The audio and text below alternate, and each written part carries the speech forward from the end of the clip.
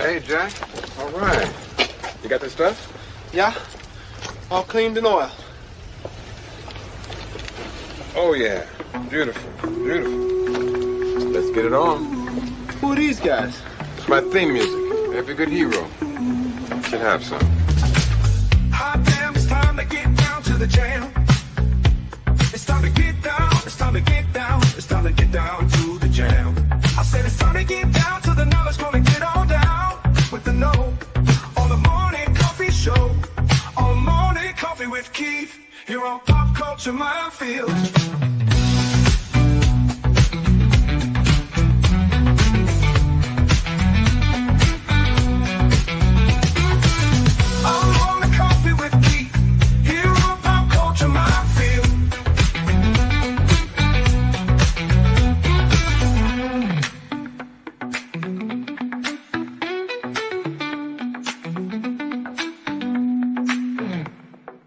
Excuse me, can I get a cup of coffee? Black? Can't you see we talking? White?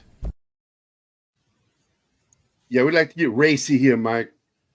Morning, everybody. I'm not Keith. I'm his cousin, Tyrone Moncrief. This is called digital blackface. I tell you, I think I amuse Mike Barron. Mildly. Thumbs down. Keith will be here momentarily. Good morning, Penny. Everybody's going to slowly show up for this show, like they normally do. They trickle in the morning. You said a middle finger. Oh my God, I love it. Well, to be honest, they are not used to be on time on kids' show, let alone earlier. Keith is on black man time. He shows up when he wants to.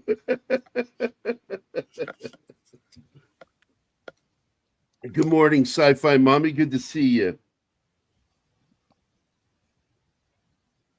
More middle fingers for Gary. No.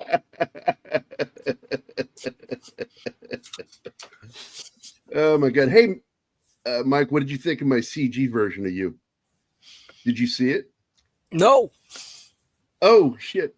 Do you have it on here, Martin? No. No, it looks like I need to add it. I'll add it here. He asked me to make a CG image of you. Uh-oh. For the thumbnail today. And I said, yeah, I can do that because I have access to some really good development tools. And I took what I thought was a really good photo of you and turned it into a hideous, grotesque just for the thumbnail. Oh, Keith is here. Let me put me at the bottom. Put me at the goddamn bottom, Martin. Stop fucking with him. I was doing that until you moved. I will fucking choke you out, motherfucker. You had to catch me. This was the thumbnail for today. Oh, really? That's the CG thumbnail I did. No, it's not as bad as some. I tend to use the good sources for graphics because I did all CGs of all of the team. Well, except for John. Martin did John. And John always looks so angry in his. John did himself. Because this image of Keith there and me and Martin, those are all CG generated. They even got our gray hair and my tooth gap. Say a big ass tooth gap. Keith called his version Plastic Keith. Plastic Keith. Also, even though it's got the speckled gray, it's also younger Keith. Considerably. So, Mike, I'm so glad you agreed to be on. And I'm only jumping on here. Normally, I leave Keith alone to his show. But I thought I'd be a friendly face on here for a minute or so. Appreciate it. You bet, man. Well, I met you because of my friendship with Chuck Dixon. And I'm like, he like asked me if I knew who you were. And I'm like, do I fucking know who Mike Barron is? Yes, I know who Mike Barron is. And I'm like, you want to meet him? And we're part of a group. And whatever happened to that group? What group? The one that we're not supposed to talk about, like Fight Club. I don't know. I mean, Gary, you and I have always known each other. as far as I know. It's a group of two. Yeah, I met you sometime around 2011 or 2012. Did we ever Oddly, actually? Were we ever actually face to face? except for on our shows, no, we've just talked, Right. and that's it. And then, of course, I think I met you the same year I met Keith at VisionCon, wherever he's at up there, that way.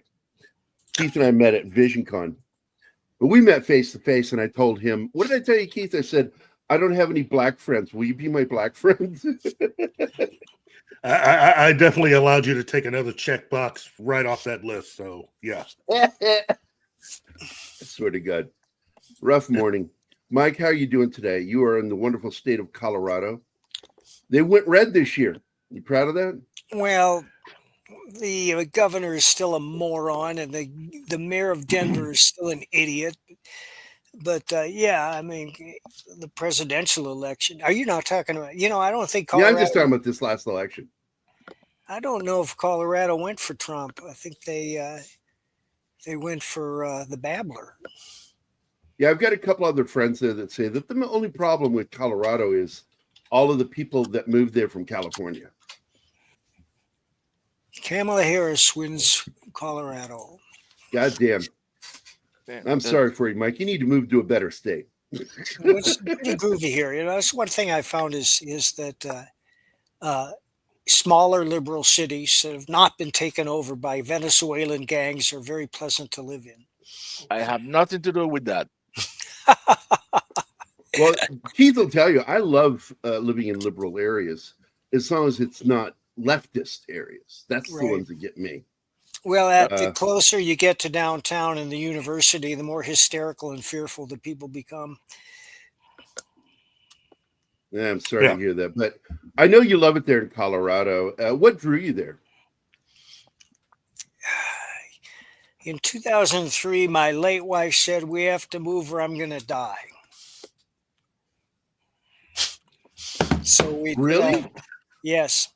So we did a fast tour of the West, and we settled on Fort Collins for any number of reasons, and we moved out here. And then 3 years later, she died anyway. God, I never knew that, Mike. I probably would not have moved. I designed and built my own house in Madison, Wisconsin with an in-ground pool and had it completely paid off. Everything was, I don't want to go into the details, but there was a period there, and this happened during that period where I couldn't get any traction writing and I couldn't make any money writing. So I had to take any job I could get. I was a janitor. I unloaded automobile bumpers. I packed mouse pads. And one day I came home and my late wife was dead. She died from an overdose of OxyContin and vodka. And a couple of years after that, I decided to try writing again. And a funny thing had happened. Everything I'd absorbed had caught up with me, and I realized as I was writing that I understood story clearly for the first time. This has nothing to do with comics. I was writing novels, and they're a completely different animal.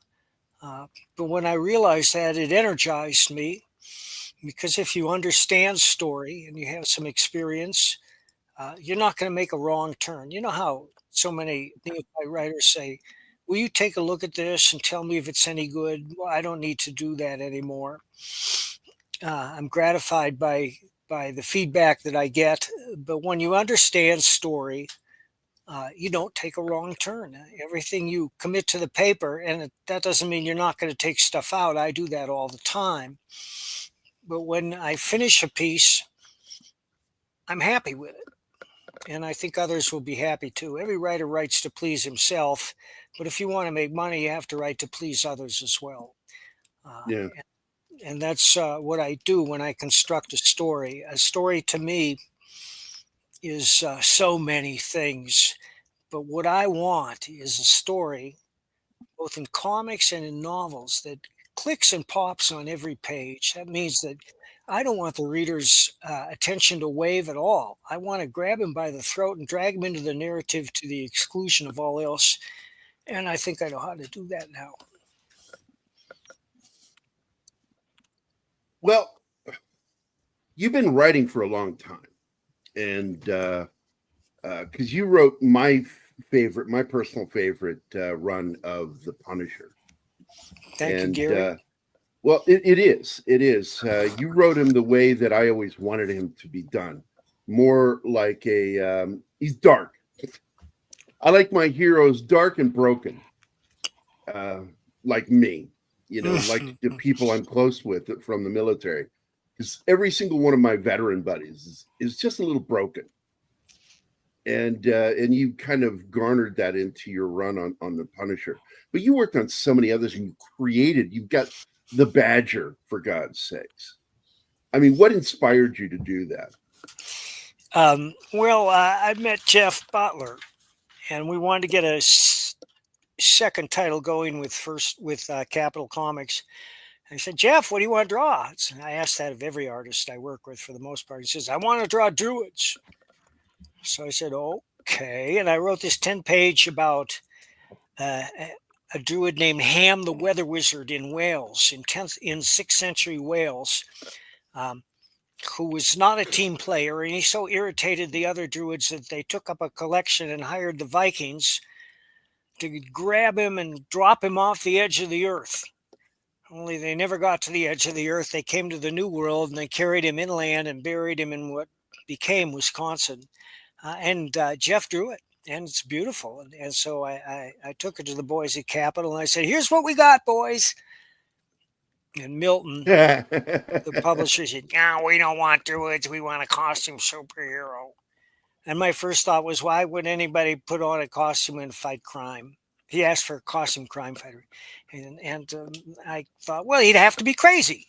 And at the time, I was reading The Minds of Billy Milligan, by Daniel Keyes, who wrote Flowers for Algernon. It was one of the first serious studies of multiple personality disorder. So right away, they meshed, and I said, he'll become a multiple personality.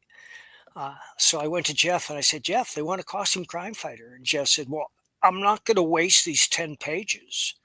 If you can't use these 10 pages, I'll go somewhere else. I said, fine. And that's how Ham met Badger. Holy crap. Really? He said that? Oh my God. Did you guys stay friends? What happened? Oh yeah, we're still friends. Okay, good. And he do some great Badger stories. See, I think I have one down here. I may duck out of sight for a minute. Oh yeah. Comes to a Badger birthday badge. Wow. I send this as a Christmas card to very good friends. And I consider this a compliment to your work, but a few people know that you and I are friends. And one guy actually said that you created your own version of what was a better version of Deadpool. Well, I was long before Deadpool. And that's what I said. I said, come on, man, it's way before Deadpool. And many people have pointed the similarities out, but those coincidences happen all the time. All the time in superhero stuff, yeah. Yeah. And it doesn't detract from Deadpool, whom I find very funny at times. But Badger has his own unique brand of humor. Well, You mentioned the Punisher, and I just want to say that, like many old-time Punisher readers, or those who are new to the character and can't figure him out, I am disgusted with what Marvel did to him, and that's why I created Private American, which is what the Punisher should be doing, and it's available on my website, baroncomics.com.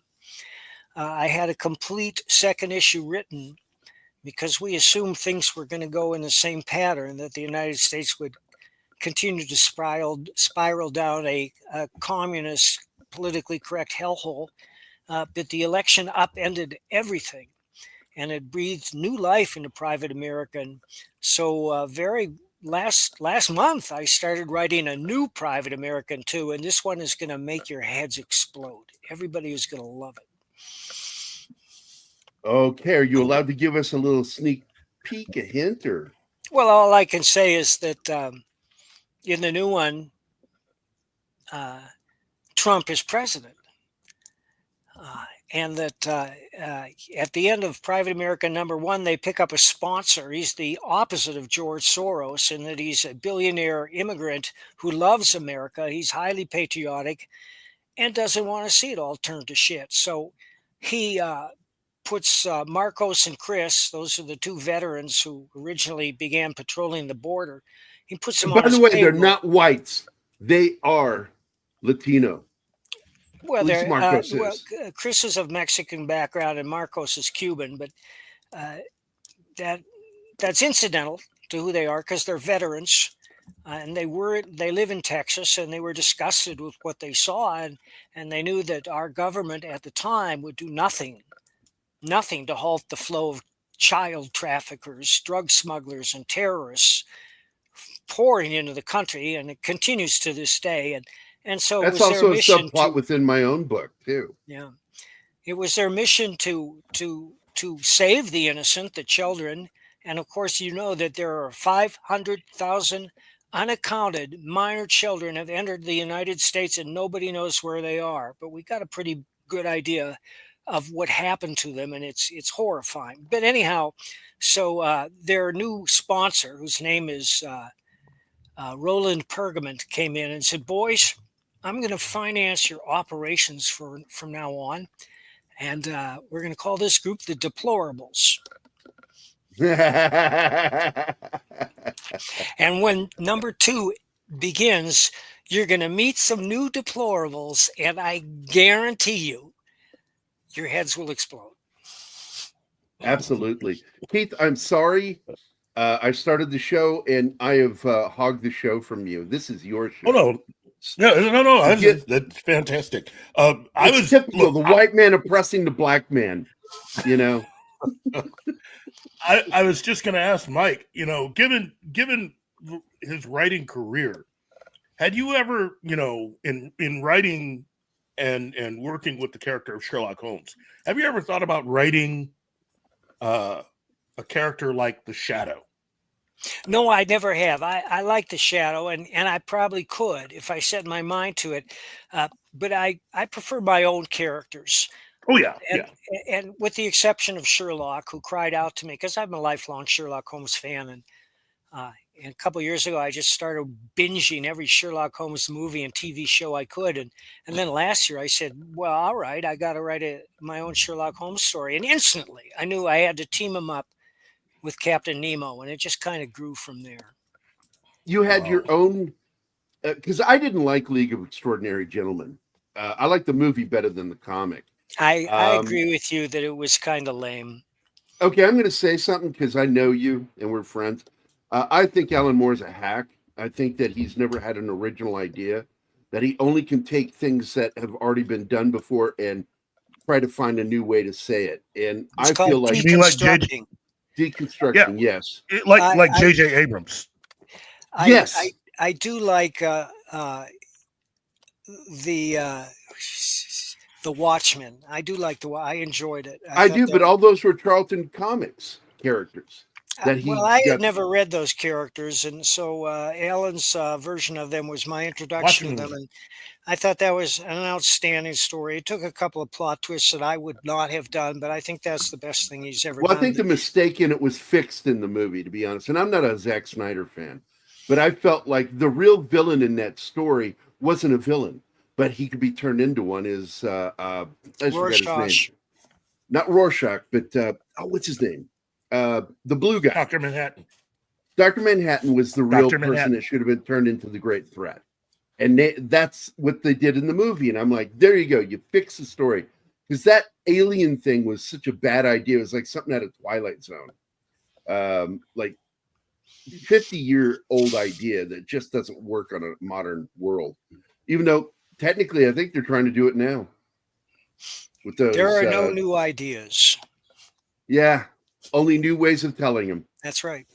Alfred Hitchcock. By the way, one of my close friends is in the chat right now, Mephisto. He is a veteran. He served in the IDF, and he lives near Tel Aviv. Hey, Mephisto. Good man. Oh, Good friend of this do you channel. mind if I show the Sherlock Holmes trailer? Oh, Dude, Go ahead. yes, share it with Martin in the All private right. chat. Hang on. Martin will put it up for us. No, why? You won't Because believe this is, by the way, I forgot, Michael. I'm sorry. Tomorrow morning is your last chance to be a part of this.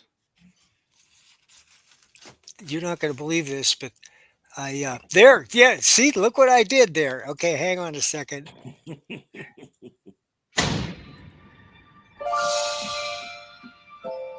When a series of shipping disasters points to a mysterious sea monster, Sherlock Holmes and Dr. Watson leave the comfort of Baker Street and board a freighter where they encounter unexpected betrayal and come face to face with the enigmatic Captain Nemo and his submarine, the Nautilus.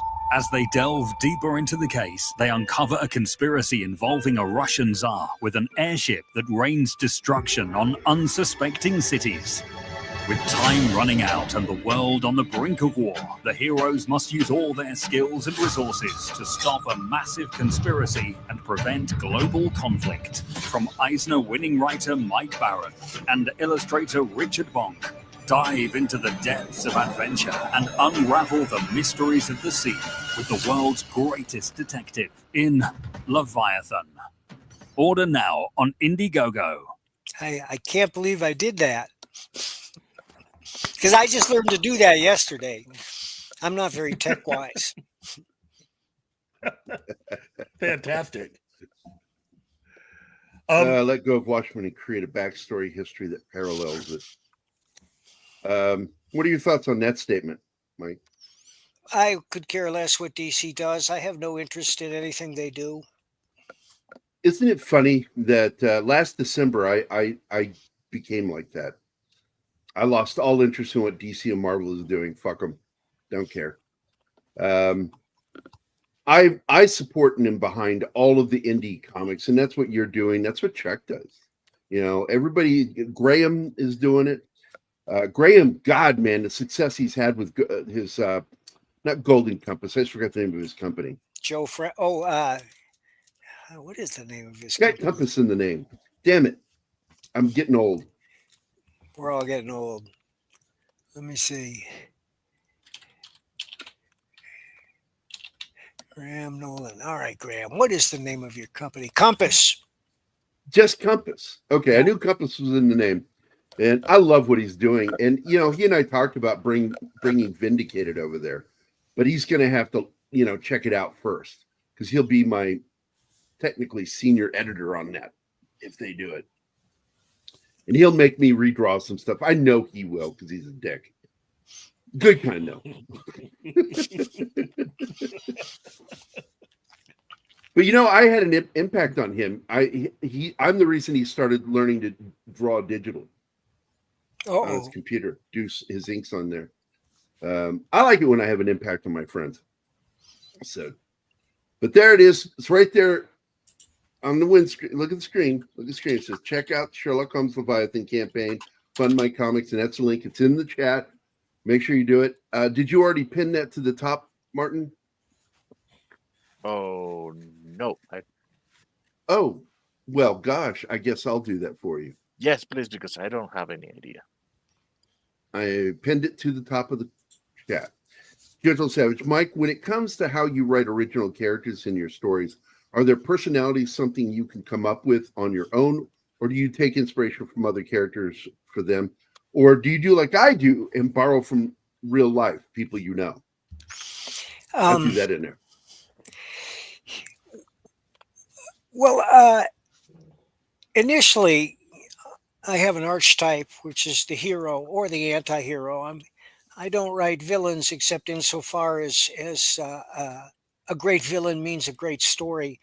I will often pattern characters after people I know personally. But as far as someone like Marcos Martinez, who's the private American, I just built him up by his actions. I knew what he would be doing when we first meet him, which is interrupting a rape. And that gives me insights into his character. And I filled it in as I went along. He's a military veteran, a man of ideals, who just wants to be left alone, like so many anti-heroes do, but the world won't leave them alone. As for Nexus, the first thing I thought was it would be dramatic if someone died every time he showed up, um, because there's no great insights there. That's why police shows, crime shows, medical and legal shows have dominated popular culture for over half a century, because they deal with life and death, and that's the stuff of drama. But I didn't want to make him just a cruel killer. So I made him a reluctant executioner of mass murderers. It was something he didn't want to do, but he could justify and live with himself. And his personality grew from there. And as far as Badger, I gave him 7 personalities, but the one we see the most of is the Badger, who is off the wall, bouncing off the wall all the time, doing unexpected things. He's heroic, but he's also very funny, and that's the one that people enjoy the most. And It's good stuff. I like that. I've created dozens, if not hundreds, of characters over the years. The type of story helps to dictate their personality. Their personality helps to dictate the type of story. I try to make it all of an organic whole. When a story unfolds, it's got to crack and pop on every page. You got to hold the reader's interest. I don't want the reader to get bored anywhere. So everything I put in a story, and let's just talk graphic novels for now, I intend to enhance the story. Now, it doesn't always have to be plot, because we need those little quiet moments, like when Pergamon stops talking to light a cigar, because that's what people do. And he lights the cigar and he blows a smoke ring, and then in the next panel he says, "Now, boys, here's what you have to do." And it goes on like that. You got to give your characters room to breathe and be themselves. And it's not all just driving the plot forward. They crack jokes. They say, "How's your kid, Fred?" Stuff like that. You can't. You can probably have too much of that. The secret is in the balance. But like I said, once you understand story, you won't take a wrong turn. Absolutely. I found, like, in my own writing, and I don't know if it's a lazy thing to do, but I like making characters based on the real people in my life. And I've known a lot of combat veterans in particular. So Vindicated, the main character in that, is based on 2 soldiers that I knew that were special forces. And then my sense of humor, my sensibilities. And that's it. And that's all you get in the personality is me. The rest is those guys and how badass they were. Is that lazy, or what do you think of that? The proof is in the pudding. Nobody can tell if you're being lazy if the book is good. You enjoyed, because I sent you 4 of the chapters. You enjoyed those. Chuck did too. Yeah, it was a long time ago. I can't remember it, but I remember that you did good work. Well, thank you, Michael. I appreciate it, man. So, hey, goodness gracious, guys, we've got Nick Weiser in the chat right now. Look at this. Huge fan of yours, by the way. I do shows with Nick over on his channel. Big comic book fan. We lost one of the biggest voices in our community, Clobby, or as I called him, Clobbery. We had different nicknames for each other. And we lost him this year. Oh, last year, I'm sorry. Tremendous voice in the comic community. And Mike, his name is Mike. And but Nick here has taken over doing the comic stuff on Fridays. You definitely, if you've never hung out with Nick Weiser, you need to. Well, Nick, I would love to be on your show. Just a lovely guy. He looks like a 70s hard rocker, though. He's got the mutton chop things going. But does he like 70s hard rock? Yes, he That's does. important. Oh, good. Yes, he does. He's a big fan of metal and hard rock. He is a rocker. And I love doing shows with him, and you will too, Mike. I'm gonna make sure to introduce you guys on Twitter. I'll do a group. Oh, we're friends on Twitter. I just checked. Oh, you already are? Okay, good. Yeah. Because you need to be on his show, because Nick is just wonderful. He's one of the newer voices taken over in the comics community on YouTube, and I personally think he does a better show than any of the other guys. Yeah, here we go. Here we go. We will talk, Mike. I love your Dead Man as much as I do your Florida Man. Oh, thank you, Nick. I have to tell you, Florida Man 3 graphic novel is written, and it is the funniest graphic novel ever written. I guarantee you. Okay. You ain't seen nothing yet. You ain't seen nothing yet. I can't wait till we get to it, but it's a long ways down the road because we have so much in the pipeline ahead of it. I've always said that you should reveal that one Florida man should be Chuck Dixon. Causing a bunch of trouble. You know, I told people about that time. I could work Chuck into the narrative. You should. I brought this up 2 years ago when you were on what's her name's show that Fat Steven was producer on. Keith, are you? Do you remember? That was Lorena, whatever her name is. She's really nice. And you Yeah, were on Lorena her show. Lorena, yeah. Yeah, Lorena. You're on her show, Lorena and I was Creel. private messaging you during the show, telling you to talk shit about Chuck Dixon, that he's the real Florida Man inspiration for Florida Man. Because I already got a character. I'll just make it look like Chuck Dixon. He's in my book. Him and Graham both signed likeness agreements to let me use them in my book. They're at a comic show or comic convention in one of the fight scenes. And they're like, wow, that guy's cool. We should do a comic about him. Well, I've got a talking rule for Chuck. I'm going to make him the doctor in charge of Tuscadero State Insane Asylum, where Gary goes to work. Tuscadero? Gary takes a job as an orderly at an insane asylum. That's fucking awesome. Oh, wait, what was that? Somebody asked if you were a fan of manga and anime. No, I'm not a fan. Anime. That doesn't mean I dislike it. I just don't have any experience with it. I read what I like. I watch what I like. I read a lot of books, factual and fictional, and I watch a lot of movies. I'm sure there's some great manga, or they wouldn't be doing so well.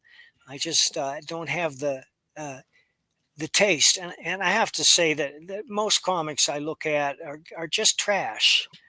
You know, everybody thinks they can do a comic, and they do. But that doesn't mean that it's an engaging story or that you're going to remember it for 5 seconds after you finish it. Comics, the medium is so transparent. I mean, people think all they have to do is draw a few characters and put some words in their mouths that it's going to entertain people, but that's not necessarily true. Comics are what you make of them, and I treat them as a medium for entertainment, and I write for adults. That doesn't mean it's filled with sex and violence, although those do occasionally rear their ugly heads. It means that I'm trying to write a story that will reward any intelligent reader, regardless of their age. Well, do you feel that the people who are operating in comics right now have no real love and respect for the medium? Well, I don't know about that because I don't read their books. I only read what people say about their books and the occasional page that they print, which is usually embarrassing. But I don't know those people. I look at the page and I think, how can they imagine this is entertaining? Like pages where the girl boss is lecturing the men. How many times have we seen that? Or there's this new one where some DC character, she farts a lot, and that's the new thing. And they put a whole book out about her farting. Just a second, I'll tell you who it is. I saw the promo for that. It's insulting. Yeah. Nick Weiser says the one writer at DC that seems to understand the medium is Jeremy Adams. He's also killing it with Flash Gordon, with Will Conrad. Oh, yeah. Well, Will Conrad illustrated Gooding for me, and he did a brilliant job. Yeah, Flash Gordon is doing very well. But it's, in my opinion, if you know anything about good storytelling and you're a fan of good pulp characters and old-fashioned science fiction adventure, it's hard to get Flash Gordon wrong unless you're an absolute idiot. Well, there are idiots. certainly. But, anyhow, you all know about who is that farting character? I'm trying to find out. It's on. Yeah, I just saw something about it on Twitter about 2 days ago, 3 days ago. I'll do it quick.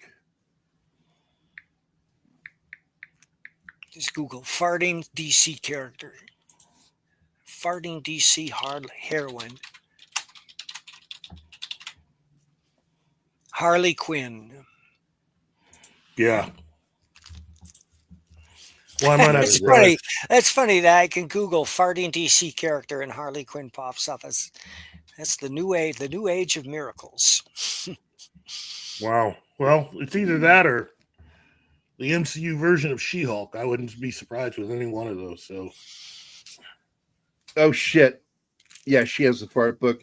Nick says, and then Monkey says, Whoopi Goldberg looks like a spice pilot from Dune. I don't know if you've met Monkey Jeebus before. He's really funny. He's a big fan of comics. We have two big questions collector. For No, Mike. Tom, I have not done a Jack the Ripper comic. Jack doesn't interest me. That character is so well trod. There are at least 2 Sherlock Holmes movies about him. Yep. Murder by Decree and A Study And that's in my Terror. favorite. And I think there are a Murder by couple Decree more. is my favorite of the 2. I'll have to try and watch it again. I watched it, but Christopher James Plummer, Mason and Christopher Plummer, weird cast. Well, Mason wasn't the weird casting. Plummer's the weird casting. I agree. I thought he was too genteel and worldly, and that's how he played Holmes, and that's not the way Holmes is. Holmes suffers from Asperger's syndrome. He's acutely uncomfortable with human emotions and other people, and he only comes alive when he's working on a case. Yep. I couldn't believe when they did Sherlock on BBC that they made him a sociopath, a high functioning sociopath. I'm You like, know something? that is a That's something misunderstanding. Cumberbatch said, and it was written in the script, and I'm not sure that his character believes that. They didn't, but because that story took place in the 21st century, he should have said, I suffer from Asperger's syndrome. Because Absolutely. that's obviously his problem. But Jeremy Brett got it. I mean, Jeremy Brett's the best Holmes to my mind. Absolutely. But I like Cumberbatch a lot, and I'm looking forward to the new series. Yeah, he played him from 84 to 94 before he died in 95. And he just did a tremendous job as Sherlock. He even made the worst Conan Doyle stories great. Like the vampire one, it's not a very interesting story. And it was like, I don't know, we call it phoning it in. Conan Doyle just was phoning it in towards the end. Savage, I really don't have a favorite genre. If somebody says, I want you to write a romance, I will write a romance. I do lean towards action, adventure, and noir. My biker series, they're modern noir. And biker, there are 10 novels out. It's by Josh Pratt. Josh Pratt is a reformed motorcycle hoodlum, went to prison, found God in prison, and gets out determined to turn his life around. Here, I'll show you. If I can find it. Oh, this damn thing. I can't get the pictures right. Wait a minute. Drunken Jerk Forgers. Nah. Oh, yeah, hang on.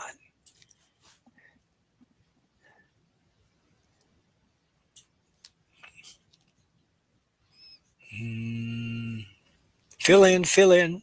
Keep talking. Well, I looked up something because I wanted to mention that because you're doing a Sherlock Holmes book, I wanted to mention my favorite Sherlock Holmes was The Private Life of Sherlock Holmes. That's an interesting movie. I love that movie. It had Christopher Lee not as Holmes, but as I think he plays his brother, doesn't he? Yeah, Mycroft. He plays Mycroft Holmes, but they had Robert Stephens play the part of Sherlock. Yeah, he's very good. Well, my skills do not yet extend to showing that picture, but I'll tell you what, if you don't mind, Gary. I'm going to put it in your Twitter feed, and you can show it to him. All right, I'm opening it up right now. Robert Steffens. Isn't that Toby Steffens' dad? Toby Listen, let Stevens, me yeah. call you back. I'm on a live stream right now. He's his father. That's what I thought. Hang on. Here we go. All right. There I'm it watching is. my Twitter. There we go. Ooh, yeah. Josh Pratt. There we go. Present. Here's screen. Boom, baby. There we go. Wow. There are 10 Josh Pratt novels, and I'm working on number 11 right now.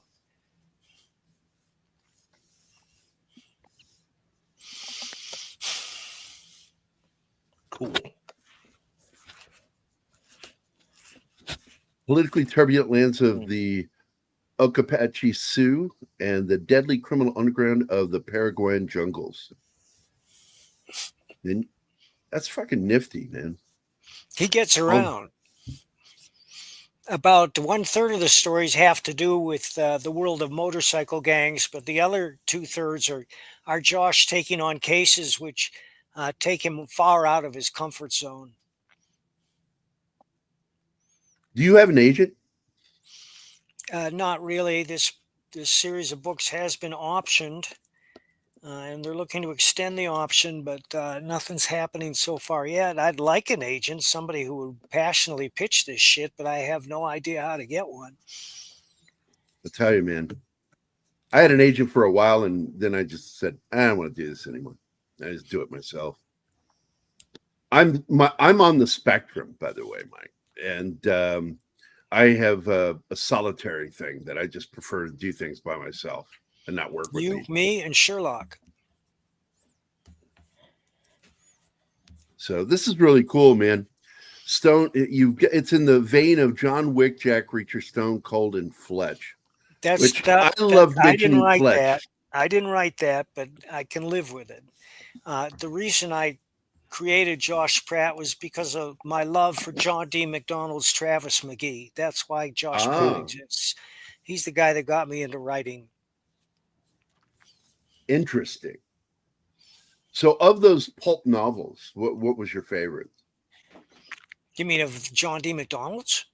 Yeah, of all those great, not just his, like you've got Remo Williams, you got all those pulp action heroes. Did you like any of them? Well, Travis McGee are far and away my favorite, but I also enjoy Randy Wayne White's Doc Ford series, which is also set in Florida.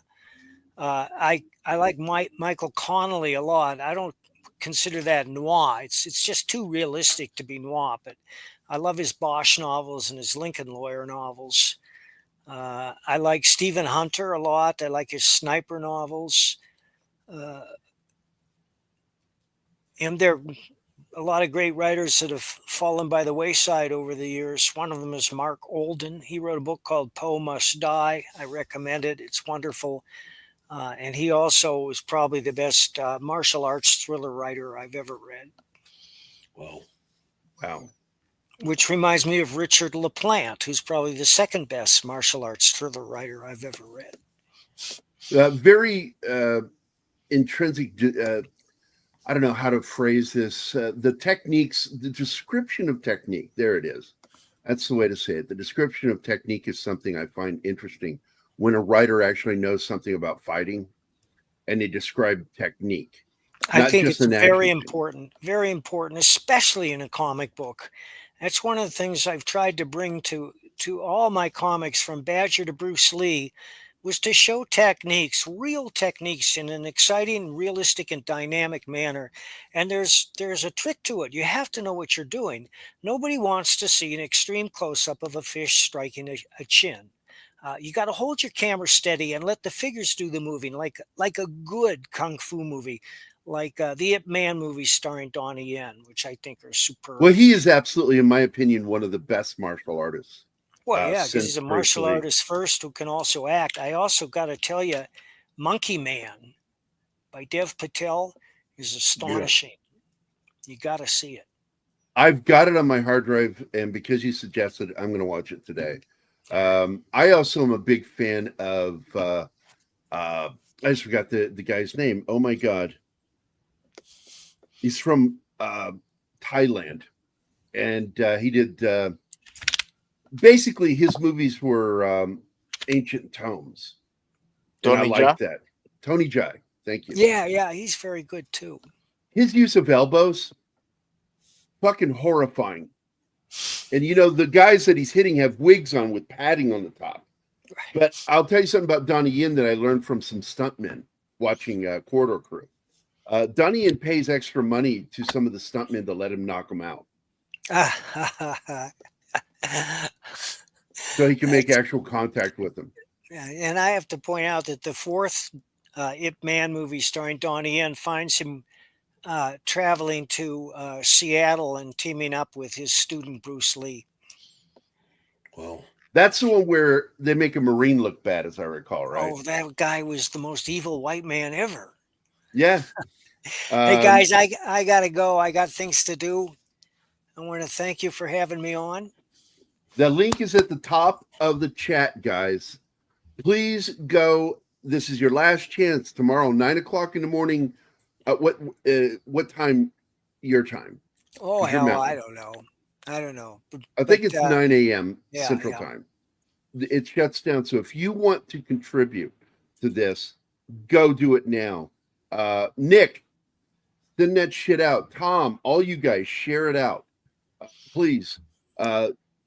Monkey Jeebus, all you guys, get in there. Polly is here.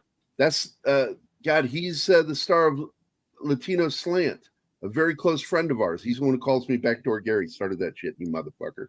I love him. Polly is just one of the best dudes you'll ever meet. You need to be on with Polly, Mike. I think you would enjoy being on his show. He does a show called Latino message about that. I will. He's just a wonderful dude. Got a great show. Got a great community. They love you, man. I'll send you a private message about that. When you are planning to do the next graphic novel, please get a hold of me. Remind me, because I want to get you on and promote anything you're doing. Because we love what you do, Mike, and I love being friends with you. You are just a great dude. And I'm going to put it out that when I'm done with Vindicated, he is writing the introduction. This guy, he agreed to do it. Bet you're going to be sorry when that happens.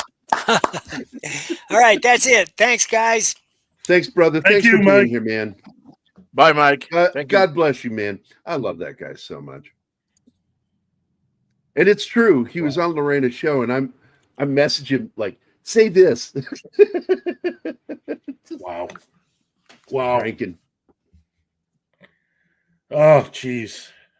There's just so much to cover with Mike. And again, for those of you out there that have not gone through all of Mike Barron's books, I mean, it seems like he can just pretty much write just about anything. But I got to tell you, and he's a fascinating person too. Yeah, he can talk about subjects, but man, I got him to talk about his life today, and that made me feel good. Things I didn't even know. I've known him for as long as I've known you, Keith, and I didn't know that about his wife, his first wife. Neither did I. I never knew that story. So, but absolutely, Polly, I'm gonna message you and do a group message with Mike, so you two can get to know each other, and I'll leave the conversation once you guys talk to each other. So, absolutely, Mike Barron is one of the great voices in comics. Yeah, he is one of the necessary voices, and in my opinion, if you really want to save comics as a medium, he's one of those people that you should be looking at, because what he's doing really is both true to who he is as a creative and will always be interesting. Always.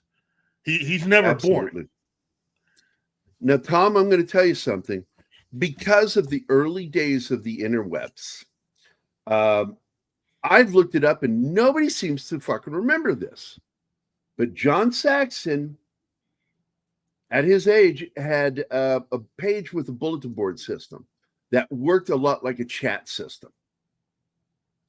And you could write on there on his official website, and he would respond to you.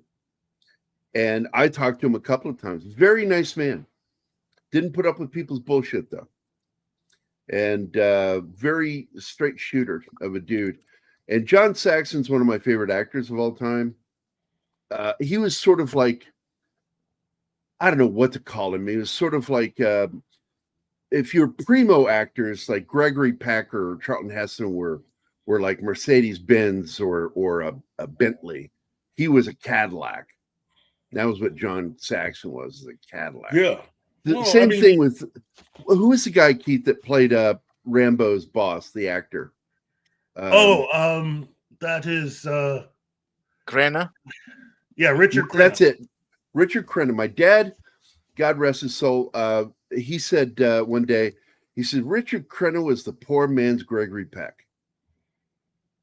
Yeah. Yeah. And Crenna I was thought just about good. it. I'm like, he kind of was. And the same thing goes for John Saxon. John Saxon was sort of the Spencer Tracy. He could even play John Wayne characters. He could be very heroic. Yeah. I loved him. I love John Saxon. And he studied Jeet Kune Do under Bruce Lee. Wow. Which is always will. He writes comics that essentially anyone can enjoy. Absolutely. Mike Barron, and because Chuck Dixon's the same way. That's why the two of them are such good pals. And I'm so grateful I have these guys in my life that I can just talk to them whenever I feel like it. Politics, religion, ethnicity has no relevance to the enjoyable quality of his work. There you go. And that's really it. It's just, you got to be able to be entertaining. You've got to be able to write. And there are so many people that have been flooding into comics over the last 10 years that really do not have any of the basic qualities to be in that position if things hadn't have been the way they had been over the last 10 years. We have definitively reached a low point within the art form of comics.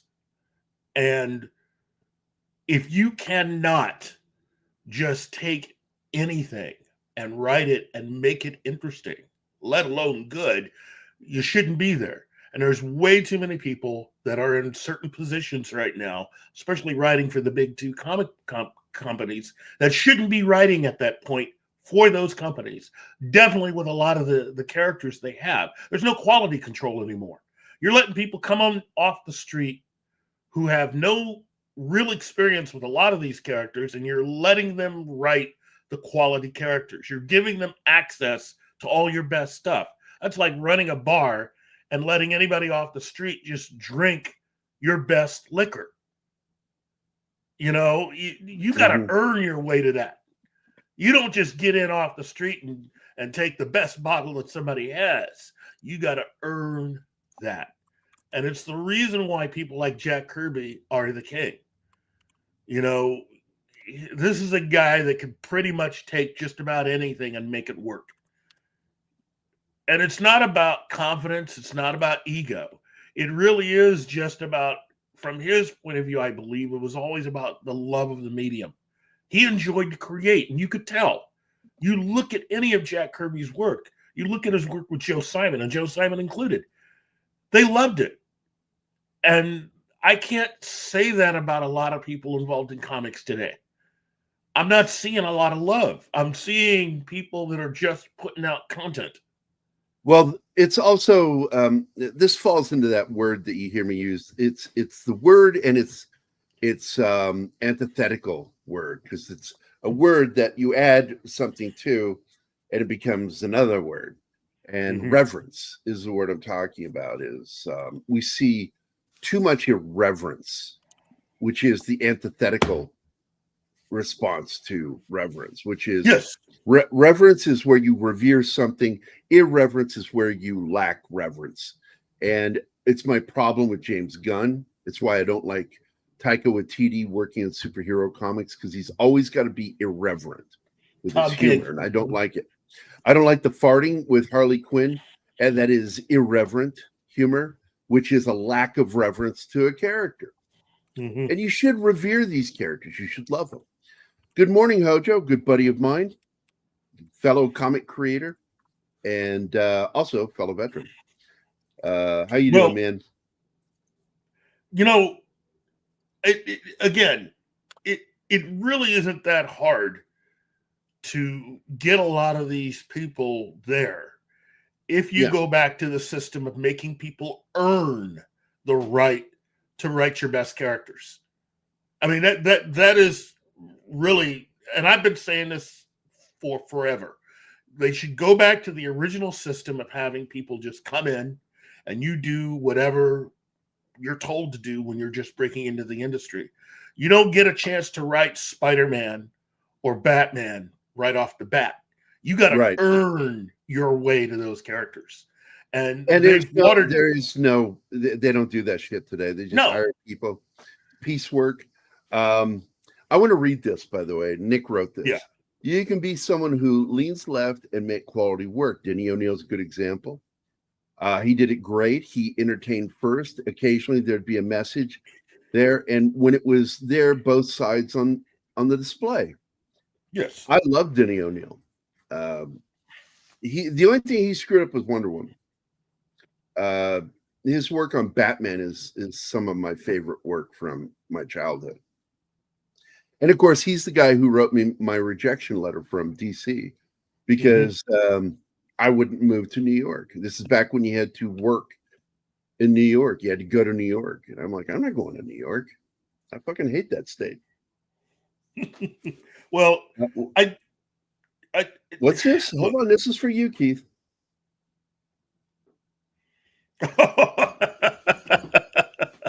Thank you, Nick. It is. Look, I've spent a lot. Look, it's safe to say that those of us that are comic book fans, we've spent a lot of money on our love of this art form.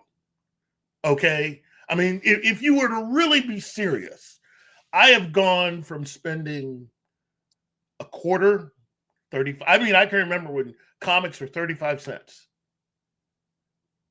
And now we're spending upwards of like $4 or $5. And as a longtime comic book fan, I am not seeing any real quality to what is being presented to me, especially from the big two companies. And I know it sounds like a bunch of old guys shouting at clouds, but if you know what the blank you're talking about, if you truly are a fan, none of this should be shocking to you. This is what a lot of us have had to basically deal with over the last 10 years. We're being fed crap. And when you have people who have a love of what they are doing and people who are talented like Mike, you know, he's a craftsman and there's love there. Read that one. You don't. Oh, jeez. Thank you, Jeebus. But I just think that enough cannot be said about how far things have fallen. And I feel real bad for a lot of you young comic book fans because you really, really do not understand how bad a majority of what is being sold to you right now is. It's just bad. And you've got so many idiots out there that call themselves comic book fans eating this shit up. Oh. And they have no idea how good you go to find somebody's long box, go to your comic book store that has long boxes and go through some of those old comics. Find a run, an X-Men run in particular. Yeah. Or even some of the story runs of Spider-Man. Just incredible writing. And great stuff in the 70s and 80s. Because I feel like 70s really, because society had become somewhat jaded in particular. And so I felt that comics became a little more grittier in the 70s. That's when we had that one story that had Osborn, when they were roommates, doing drugs. Remember that? Yeah. I remember that image of him with his hand open and popping pills. I remember Harry- that artwork. It's stuck Harry in my head for Osborn. life. Yeah, part of that was because Marvel really hadn't grown to be as big as DC, and so they did whatever they could to be relevant. But that worked in their favor because it allowed them to take on whatever new things were coming. And what really made Marvel and Stan Lee smart was paying attention to what people, especially their main audience, which were young people at that time, of that time period, and looking at what they were into. A lot of B movies, kung fu action films, war movies, and notice when you really look at the arc of books that Marvel was selling in the early 1970s, it all hit all of that. They were hitting all of it. And Daredevil, Nick is bringing that one up. That was one of my favorite comics in the 80s. Absolutely. It is important. It is imperative, really, that if you really want to be good at creating comics, there has to be a love and reverence for the art form of comic books. I think that's part of what Mike was talking about towards the end there. Yeah. If you do not have that, you've got nothing. I don't care what it is. You have to love what you're doing. That's right. Absolutely. Because storytelling is a gift. Yes. And anybody who says that anybody can pick up the pen and learn to be a writer, idiots. That you can learn to write. It doesn't mean you're a good writer. You have to be passionate about it to be a good writer. You have to give a shit about what you're writing. It's the same thing with comic art. They throw in these artists and like they'll go, "What do you think of this artwork on this new Joker story?" And I'm like, it got the job done, but I don't think it's very good. I think that it didn't. There's no real energy or love there. There's no passion in the artwork. It runs counter to a lot of the things you're seeing. There is a reason why people like Gary and myself and others have not. Okay, look, I can speak for myself. I've trashed a majority of what has been put out there in the world of comics over the last 10 years. Because if I'm spending money on it, I want something for my hard-earned dollar. You know, if I'm going to drop $4 or $5 on a comic, I want $4 or $5 worth of entertainment at least. You know, I don't even think I've gotten a quarter's worth of that. Over time.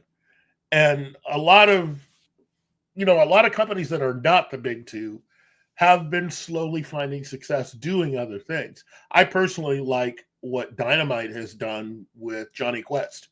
I like the angle that they have on the story that they're telling. And it's an original way to, I never would have thought of that story. And yet it fits. It's not so much that you're deconstructing Johnny Quest. It's almost like you're watching an episode of Johnny Quest, but they found a way of bringing Team Quest into the 21st century that even I'm standing there going, wow, never would have thought of that. And it works. And again, somebody was just saying, you see that same thing with Space Ghost, Flash Gordon, and it's great. It's great that to occasionally see that stuff. I would like to see more original stuff from people. And while I'm not a big fan of Tom King, he did start out doing certain things decently, but over time, he's just made it on to my list of people who I just effing can't stand anymore because it's all the same thing. Every character he takes on, he does the exact same thing too. If he really wants to impress me, go off on your own, create your own characters, and see what happens. I don't think you can do it. And there's a reason. Look, for me, I know the reason why Gary is not that into what James Gunn is probably going to do with DC. Because I still fear his irreverence. That's right. But because I know he's an irreverent person because he pissed off a lot of comic fans with the Guardians of the Galaxy. Mm-hmm. A lot of people don't know that. I wasn't a fan of the comic. I didn't know that. Yeah. I'd already seen I enjoyed the first movie, and then somebody says, "I won't see that, man. He ruined Guardians of the Galaxy." And I'm like, "What are you talking about?" And then I started listening to him, and they said, "Yeah, he was irreverent with his treatment of, GG." I am kind of leery because one of the writers that he has as part of his writers group to help him is Tom King. And it's just like, wow, that's a big red flag there. You know, if you've got Tom King working with you on stuff, especially to try to bring a lot of DC characters to life, I'm not as excited with Tom King there, because that guy can't do hardly anything without finding ways of deconstructing characters. And there's no need to deconstruct characters. Everything's pretty much been done with these characters over the last 70 years. Keith, read this. Best original creation from the mainstream I have read are the Ghost Machine stuff. That is true. Particularly Redcoat and Rook Exodus. Yes. Now, one of the people that runs Ghost Machine is one of the DC Comics guys that I'm still kind of not that big into. But I mean, he's, how do I put this? I think that I really do believe that for those people that have wandered off the reservation a bit, I do believe that there is a chance for you, but you shouldn't be writing for DC or Marvel. You just shouldn't.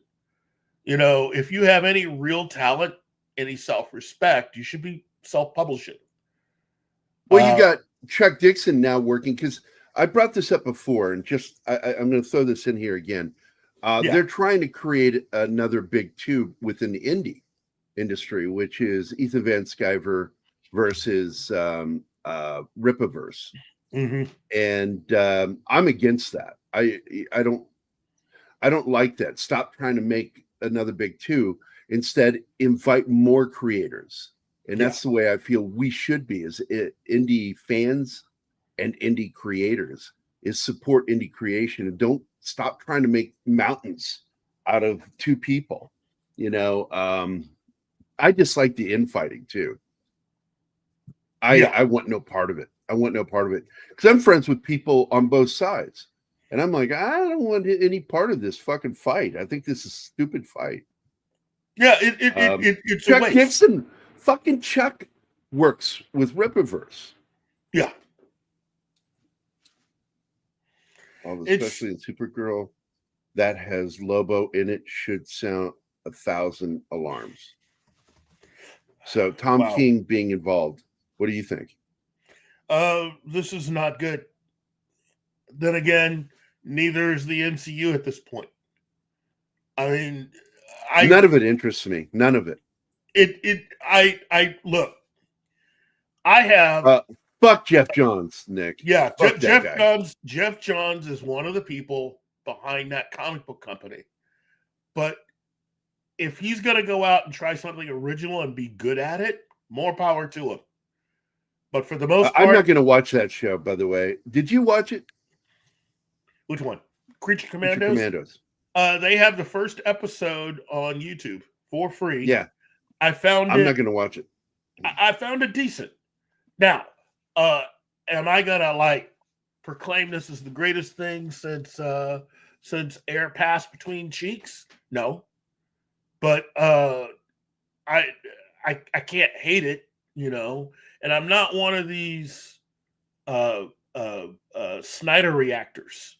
You know, I'm not someone that's going to go out of their way to proclaim love for Zack Snyder or to go out of my way to hate Zack Snyder.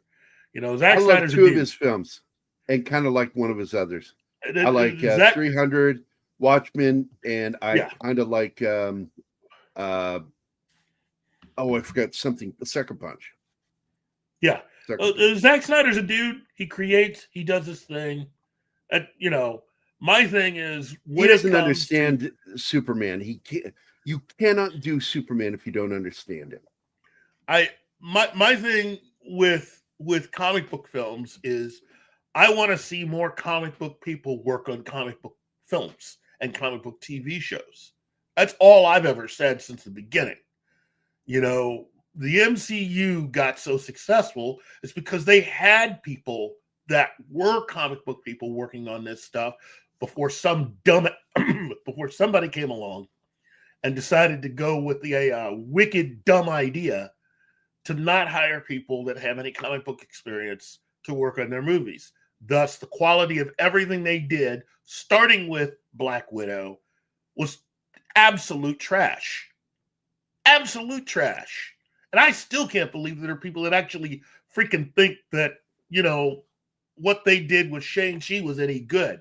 I wouldn't wipe my ass with the rewrites from that film. Let alone, you know, think that the Eternals has anything to offer. That was a trash film. And again, the number of times that anybody in that cast, let alone anybody that had anything creative to do with the Eternals, the fact that they do not even hardly mention Jack Kirby's name is a red flag. Yeah, I agree. I want to get here to the chat here because we're getting some amazing fucking comments over here. Yeah. First, Socks Bulletin, how you doing, buddy? It's good to hear from you. He has got a huge heart and loved Mikey Sutton like we did. Yeah. And he says, Mikey Sutton wrote 2 great issues of Dreamwalker. Sadly, he passed away. But those 2 great issues of Dreamwalker are amazing. Rest in peace, Mikey. Absolutely agree with you. Yeah. I was supposed to do a sci-fi Western with him. Mm-hmm. And it was something we'd been talking for over a year about, waiting to get to it. And then he dies, man. It broke my heart. I miss Mikey. Still miss him. Nick on it. Nick is on it. But I saw something from Polly. Here we go. Dawn of the Dead, the remake. Loved it. Yeah. I enjoyed it. It was a weird take on the story. Instead of slow zombies, you had fast ones. And that made it extra. I have a roommate at the time. He's one of my best friends in the world. He's my brother, Mac. You've not met him, Keith, but you have met him. He was at the convention. Yeah. He has night terrors, and it's almost always about zombies. Since he was a kid, and he still gets hit by it. And Dawn of the Dead is the first zombie movie he went to see as an adult. He finally broke down and went to see it with Bankus and me when we lived in Lebanon. And I enjoyed the crap out of it. I really did. It was much better than the remake of Night of the Living Dead, even though I still kind of enjoyed that because it had a good cast. Yeah. Well, what you had with that was a great collaboration between James Gunn, you know, and Zack Snyder. Those 2 guys, this is controversial, I know, but I'm gonna say it. It's my show. But I think those 2 should work together a lot more because they did so well with that. I think James Gunn. Views of Keith Moncrief are not those of Pop Culture Minefield. I just think that those 2 should work together a lot more. Now, should they work on comic book movies together? Heck no. But I think those 2 should do other things together. Original. Yeah. Because I like Taika Waititi's solo work. I really do. Yeah. I'm a fan of the movie and the TV series, What We Do in the Shadows. I enjoyed the crap out of that Jojo Rabbit movie. Well, we're really behind on the chat here. I'm trying to get caught up. Yeah, let's get through the rest of the chat. Okay. Okay, I'm going to tell you something right now. Jason Momoa was miscast as Aquaman. He absolutely. This is just proof that Zack Snyder doesn't know what he's doing sometimes. That was fucking Lobo. He was born. He came out of his mother's vagina. Lobo.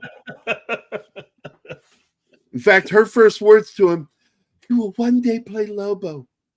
Now give me more meds." And Mikey wanted to sign me to his comic book label. He was going to create my own comics that I have created, and I still have his story I want to publish. Go for it, man. That's what indie's Yeah. about. Go out there, That's start an Indiegogo, man, and promote the crap out of it. I'll share it. Socks. I will share it out. We will promote you on this channel. We love you, man. What was this again? Oh, it was I hated that. Even though it's funny, I hated that they brought the Justice League into Peacemaker. Yeah. That was just such an insult. But that's the thing. But I enjoyed the show for one reason. What was it, Keith? You know. Was it the fact they showed boobs? No, wait a minute. They weren't afraid. One first character. of all. There's a great character on that show. Yeah, that was Judo Master. No, Eagly. God damn it. Oh, Eagly, of course. Well, I enjoyed Eagly too, but I mean, Eagly was the shit. The thing about Peacemaker is that at the time when that show was greenlit, that was after the people who had completely ruined both DC and Warner Brothers were doing all of that dumb stuff behind the scenes to try to quote unquote fix the DC films by getting rid of Henry Cavill and Ben Affleck. See you, Nick.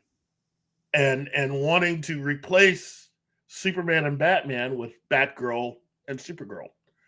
And that entire plan was just dumb.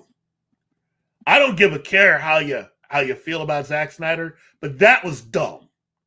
That was just the dumbest plan in the world. You had Henry Cavill. And at this time, you could have done another 5 films. Oh, see you, Nick. Bye, Fuck you, Nick. I love you, man. You could have done another 2 or 3 films with Henry Cavill, and you chose not to. And replacing him for the Superman movie. The guy's only 4 or 5 years age difference between him and Cavill, the new guy. Yeah, I'm like, that's bullshit. That's bullshit. I call bull. This is when I let go. You remember? Yeah. You remember that the minute that news came out, that James Gunn and Cavill was out, I said, I'm done. Well, I'm done. I really do believe that there is still a little bit of motivation for James Gunn to not screw all this up. But I also am fearful now because somebody put a little bug in my ear about the whole thing with J.J. Abrams and the real reason why he's still sticking around. There is a distinct chance that if Gunn completely whiffs all of this, that JJ can come in. That they might hire JJ to step in. And JJ would go ahead and instantly greenlight his Superman film. And that's the reason why they're keeping Batman around, Robert Pattinson's Batman, to team up with the Superman that JJ created. And we're going to get DC filtered through Bad Robot. Now, this is what I'm hoping. This is what I'm hoping. Because all he has to do is make $600 million on his Superman film, and they'll move forward. That's all it is. Yeah. He's got to make $600 million with Superman. As much as I'm not too excited about that trailer, it just tells me again that Gunn doesn't know how to read a room. That's not what we wanted. I don't know. I'm worrisome. We're getting all these rumors that's going out. Matt McGloin's been posting it in his magazine, Cosmic Book News, that a lot of these people are saying it's a mess that saw it. Leaks are coming out from his. Yeah, you know what? I find it convenient that we're getting all these leaks and bad news about the new Superman film because I haven't forgotten about Captain Black Falcon America. And I haven't forgotten about the fact that that film is pretty much dead on arrival. You know, you got people, one particular person is like, yeah, that film's going to be a $1 billion film next year. It's like, are you freaking kidding me? You do realize even if that film makes $1 billion, it's not going to be profitable. Period. Yeah. You know, how is that a success? See, only Marvel under Kevin Feige could get to the point where if somebody 10 years ago had said a movie can make $1 billion and still not be profitable, we probably would have stoned that person. Or at least thought that person was stoned. And now it's like he's managed to pretty much almost create something that can make $1 billion and still not be profitable. Polly, we would come on your show any opportunity. When I say come on, I don't mean the gross way. Wow, dude. I think he's talking about Mike. Yeah, he's talking about Mike. Oh, Mike. Yeah, fuck. Yeah. I'll get here. I'm just going to do it now. But I want to go into something because Matt McGloin is the one who started saying that Discovery is not canon because of a joke that was made on a show I don't fucking watch. I have no idea. I wouldn't watch that fucking show. I respect myself more than that. Yeah. But he said that, yeah, he's the one who started that, look, we all know it's not canon. It's not part of the same universe. That's right. If it's not in the same universe, it's not canon. And on top of that, it belongs in the JJ verse, which people go, well, you've got the Calvin universe and you have Prime. And Prime is the legit one. I'm like, no, Prime is an invention of J.J. Abrams. Yeah. It's not canon. If it's in Prime, doesn't mean it's canon. It has to be in the actual Star Trek universe, and that's the one with Star Trek, which is what Keith and I refer to as the original series. Let me make this even a little more simpler than that. The people who currently have the rights to Star Trek are not the same people who had the rights to Star Trek for years, for decades, starting in 1967. Okay? This is the opinion being backed up by everybody at CBS. Well, of course, Prime has always been the thing. Well, of course, they're going to say that because CBS's intent was to create a Star Trek that they owned and they could make a majority of the money off of. In reality, tell them the one way that you can tell that Prime isn't canon. There's one way. It's that they still have to change it. It's 25% different, but I mean, on top of that, it still has to be. Yeah, it still has it's not canon. Yeah, but on top of that, Discovery was originally developed as being a kind of reboot of the entire Star Trek idea from the very beginning. That's the reason why season 1 of Discovery is the way that it is. If you approach Discovery season 1 as a reboot of Star Trek,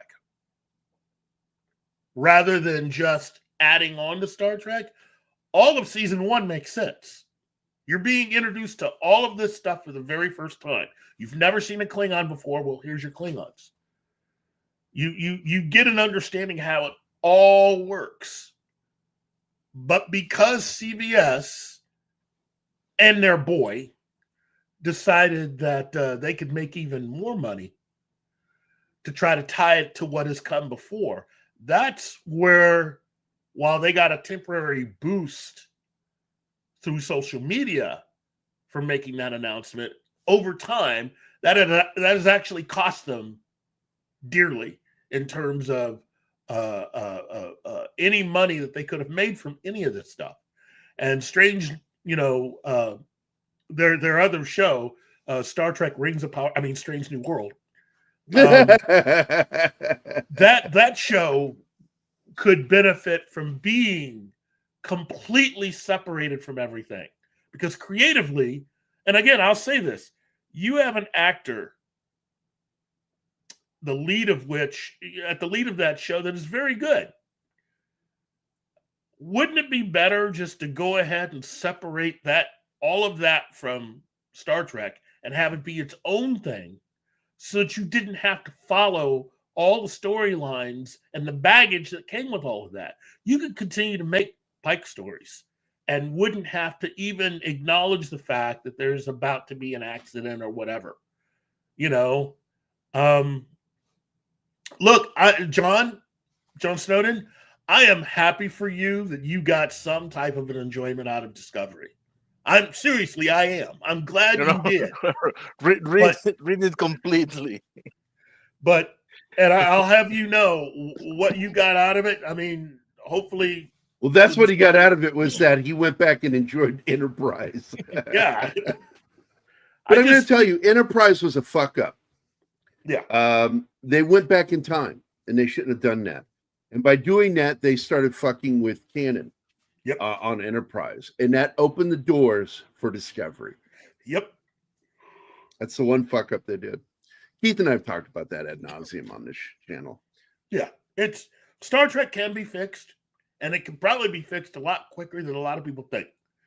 But what it's going to take is getting rid of Secret Hideout, getting rid of Kurtzman, and getting rid of Goldsman, and just pretty much separating. Well, as long as Alex Kurtzman's involved, JJ's involved. Well, people don't understand that.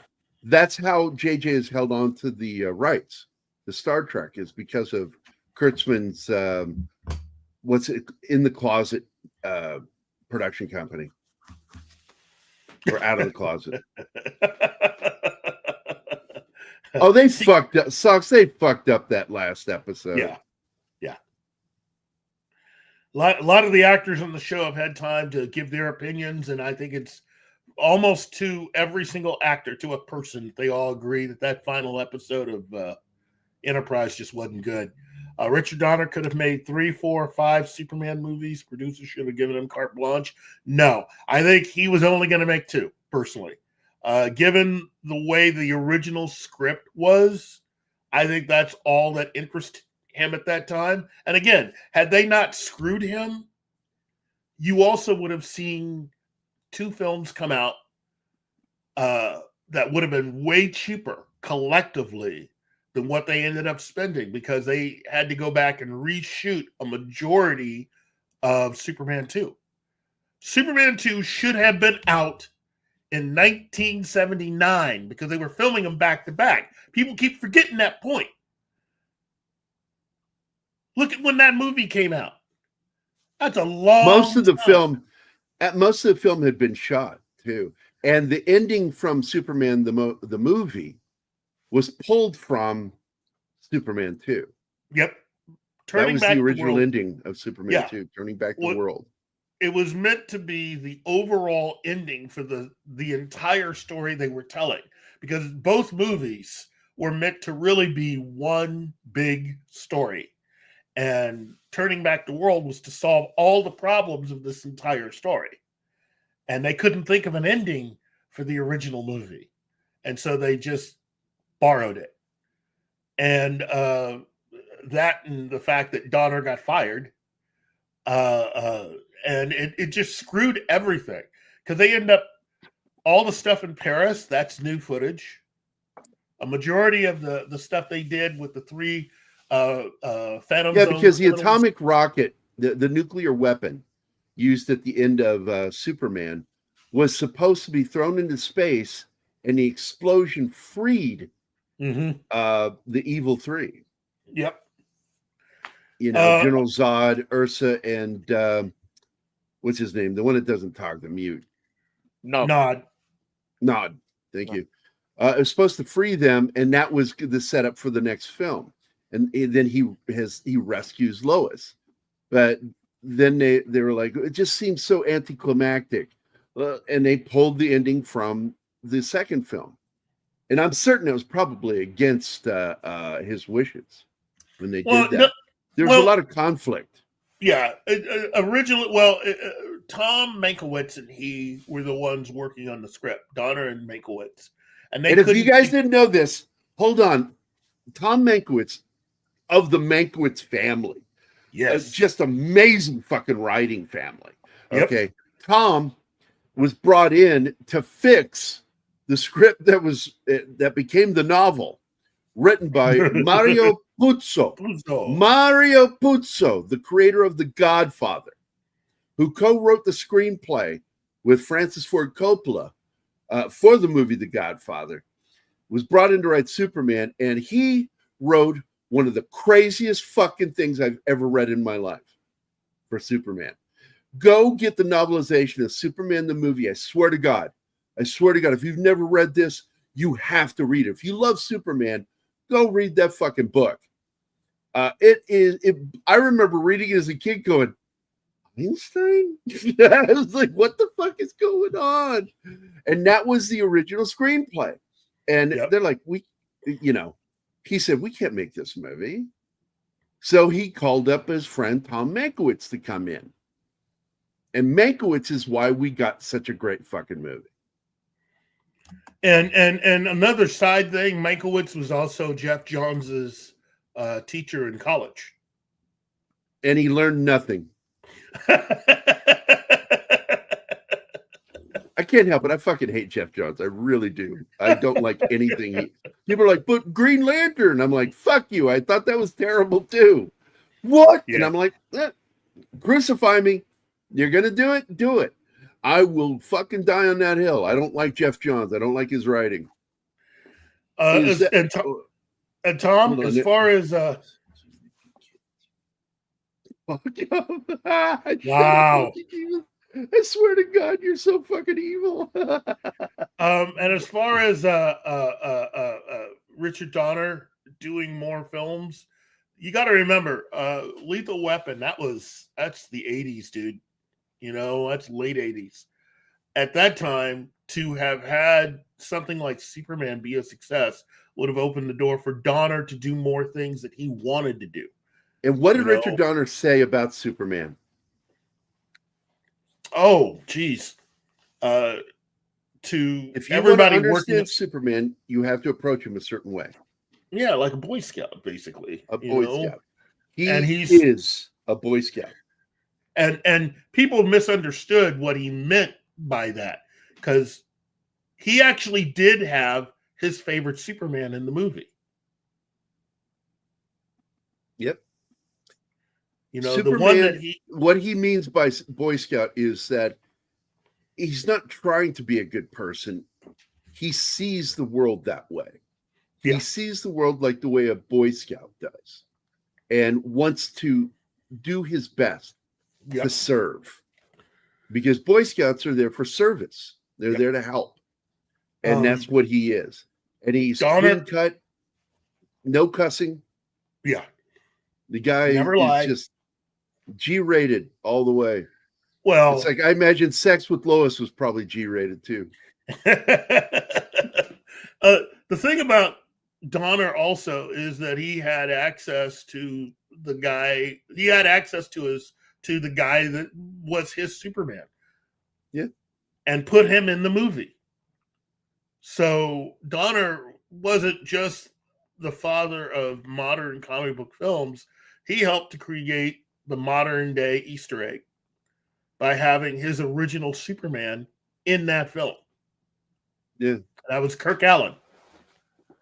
And Kirk Allen and Lois. Kirk Allen from the first Superman movie, and what's her name from the TV series? No. She was also in the first movie. She was also in the movie. Did she play Lois too? Yes. Okay, that's right. She was a carryover. That's right. Yeah, she was. Because they wanted Kirk Allen for TV, and he didn't want to do it, and that's right. When they started hunting for a new actor. That's right. I remember. By the way, what Sox is saying here is so true.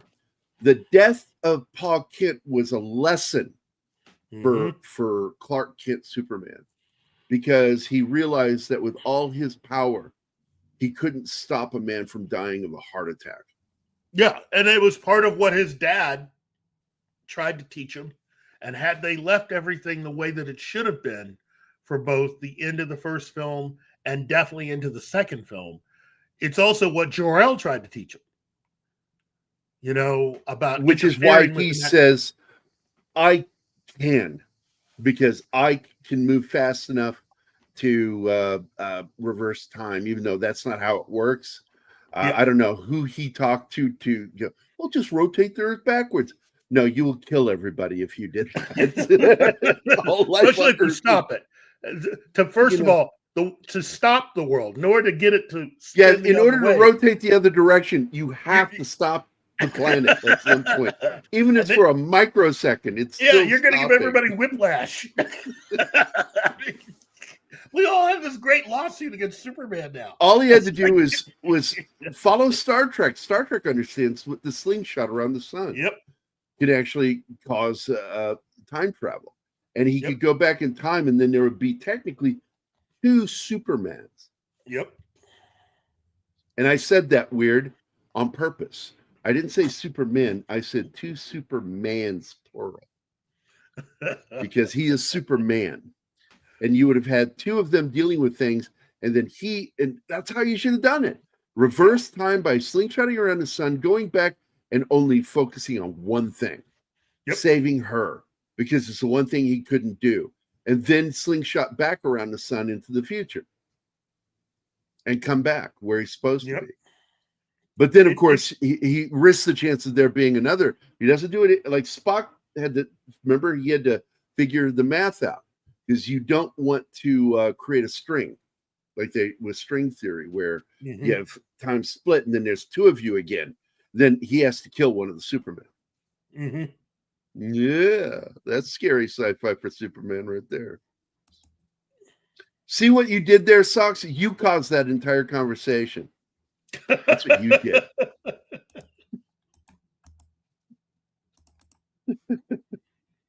Yeah, Paul and Costner, I love Costner, and I think he made a good, would have made a good, he did in the second movie.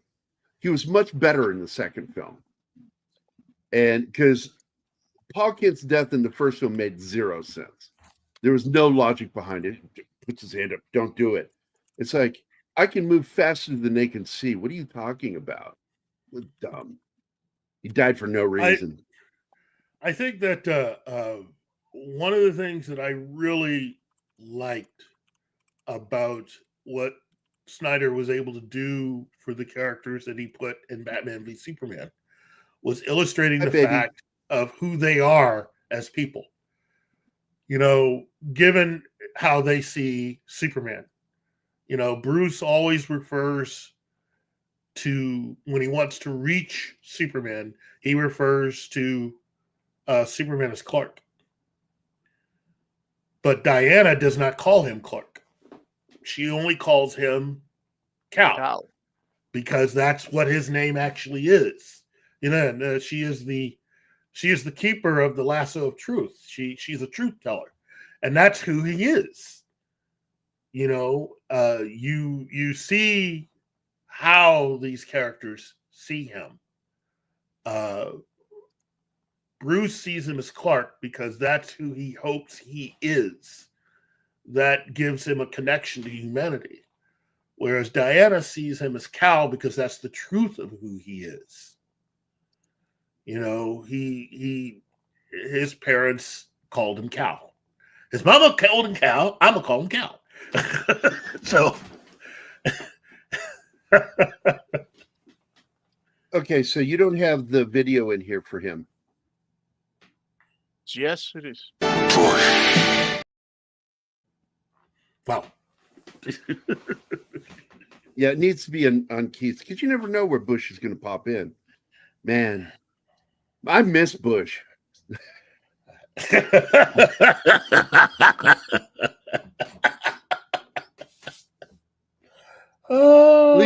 At least Keith got that joke. I'd like to think I'm a good friend of Bush.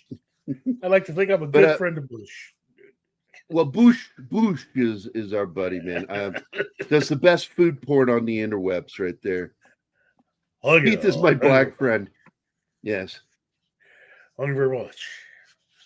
I think every white guy needs one black friend just so they get left alone.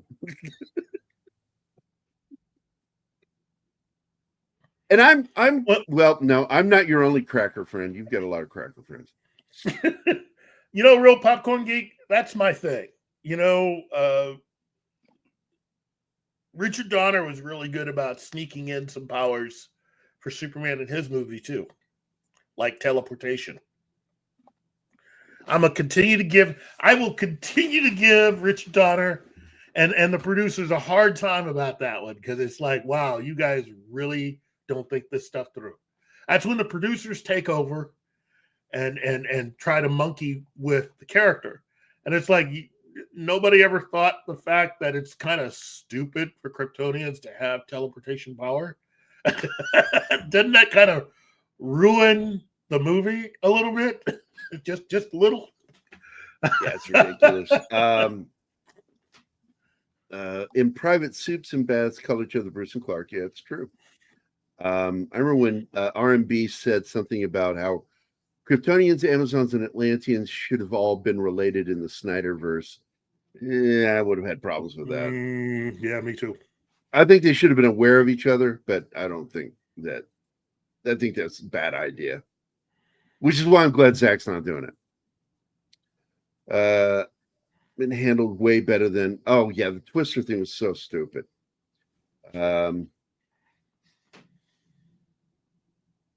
Absolutely agree with that. And by the way, we are big friends and followers of R&B. I love R&B. Yeah, he's my other twin brother. But he says things every once in a while I don't agree with at all. He's not saying that he agrees with that, but he says that's what Snyder was heading towards. And I think that would have been a bad idea. In the end, look, if you're making comic book movies, you've already got a built-in audience.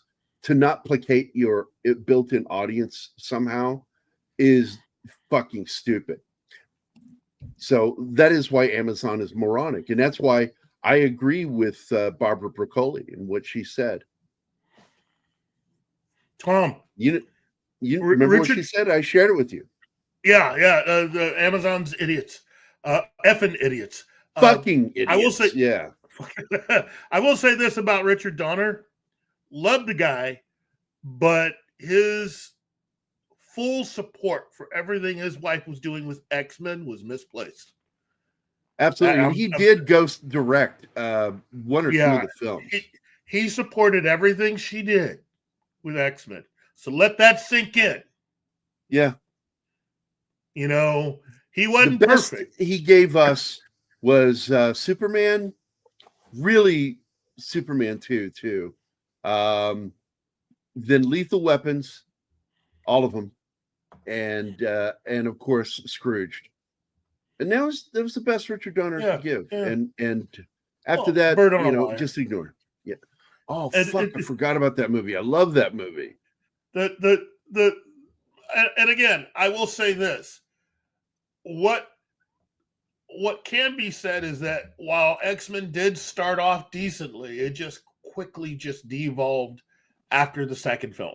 After that, it was pretty much, with the exception of Days of Future Past, the rest of it, in my opinion, is just borderline headed straight for trash.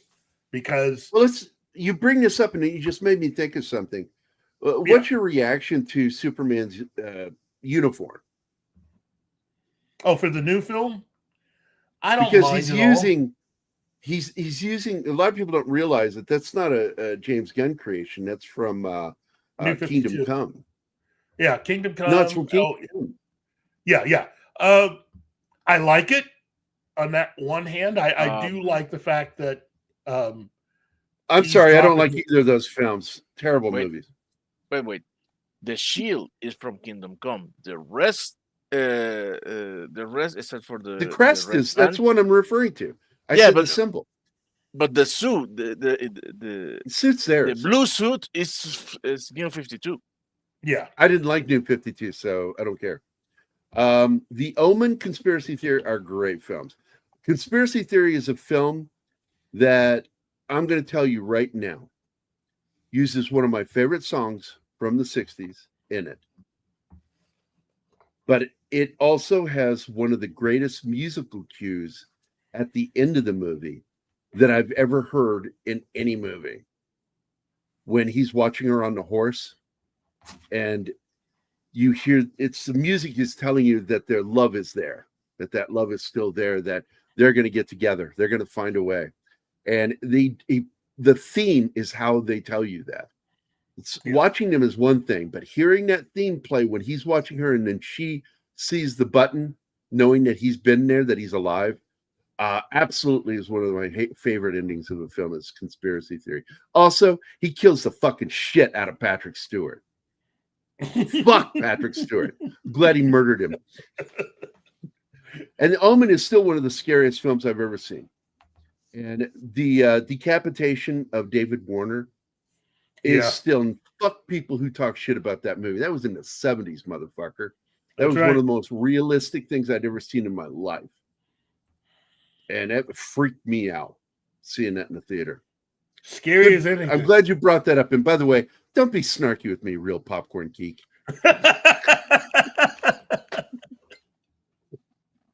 Know your place. Know your place. But no, I'm just kidding. So, to get back to how I originally got off onto all of this is that, you know, when you're dealing with comics as an art form and as a medium, you're going to have respect. There has to be some respect there.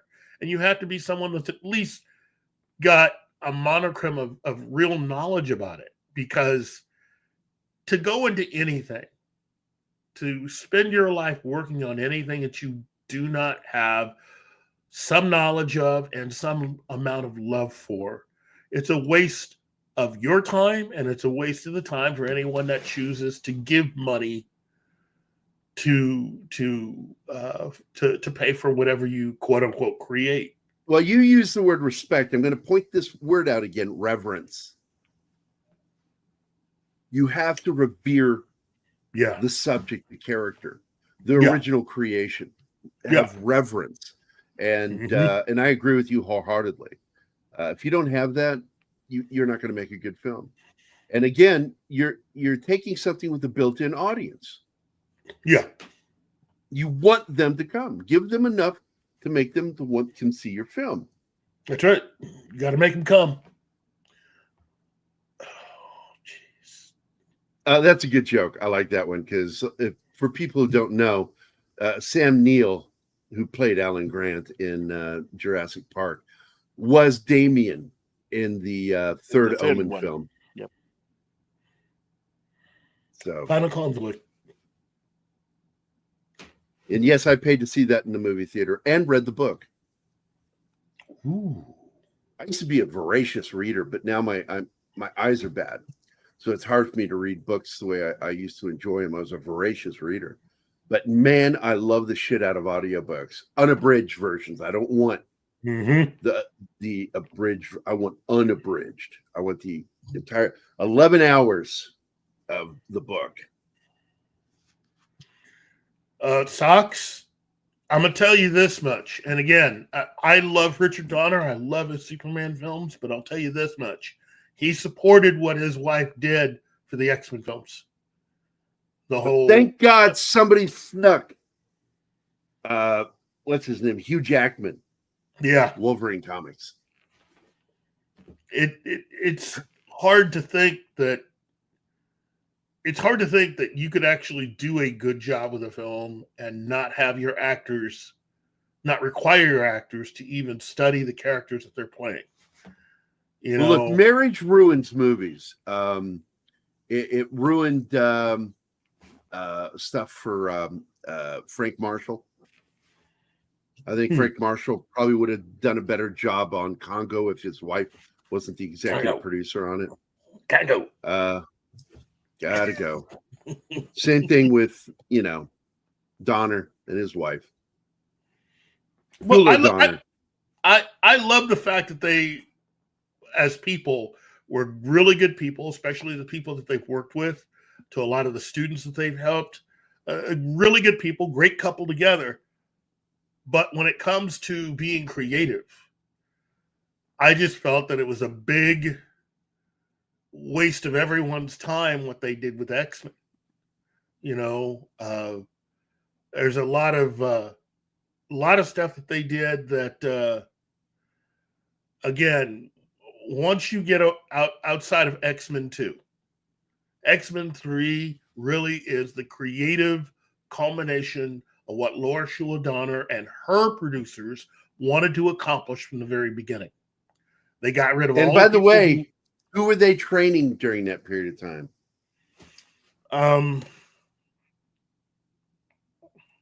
Kevin Feige. Yeah, Kevin Feige. Actually, Kevin Feige, was working under Laura Shuler, and so he was being taught that as the producer, with those films, and under Tom Rothman for a little bit, that the audience is yours to play with as you will.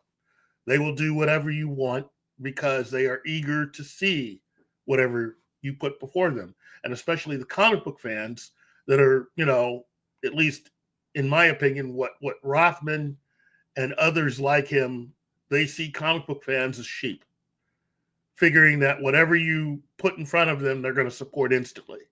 That is their thought on all of that. Yeah, you just put the names of the comics in there. They're going to come and they're going to love it.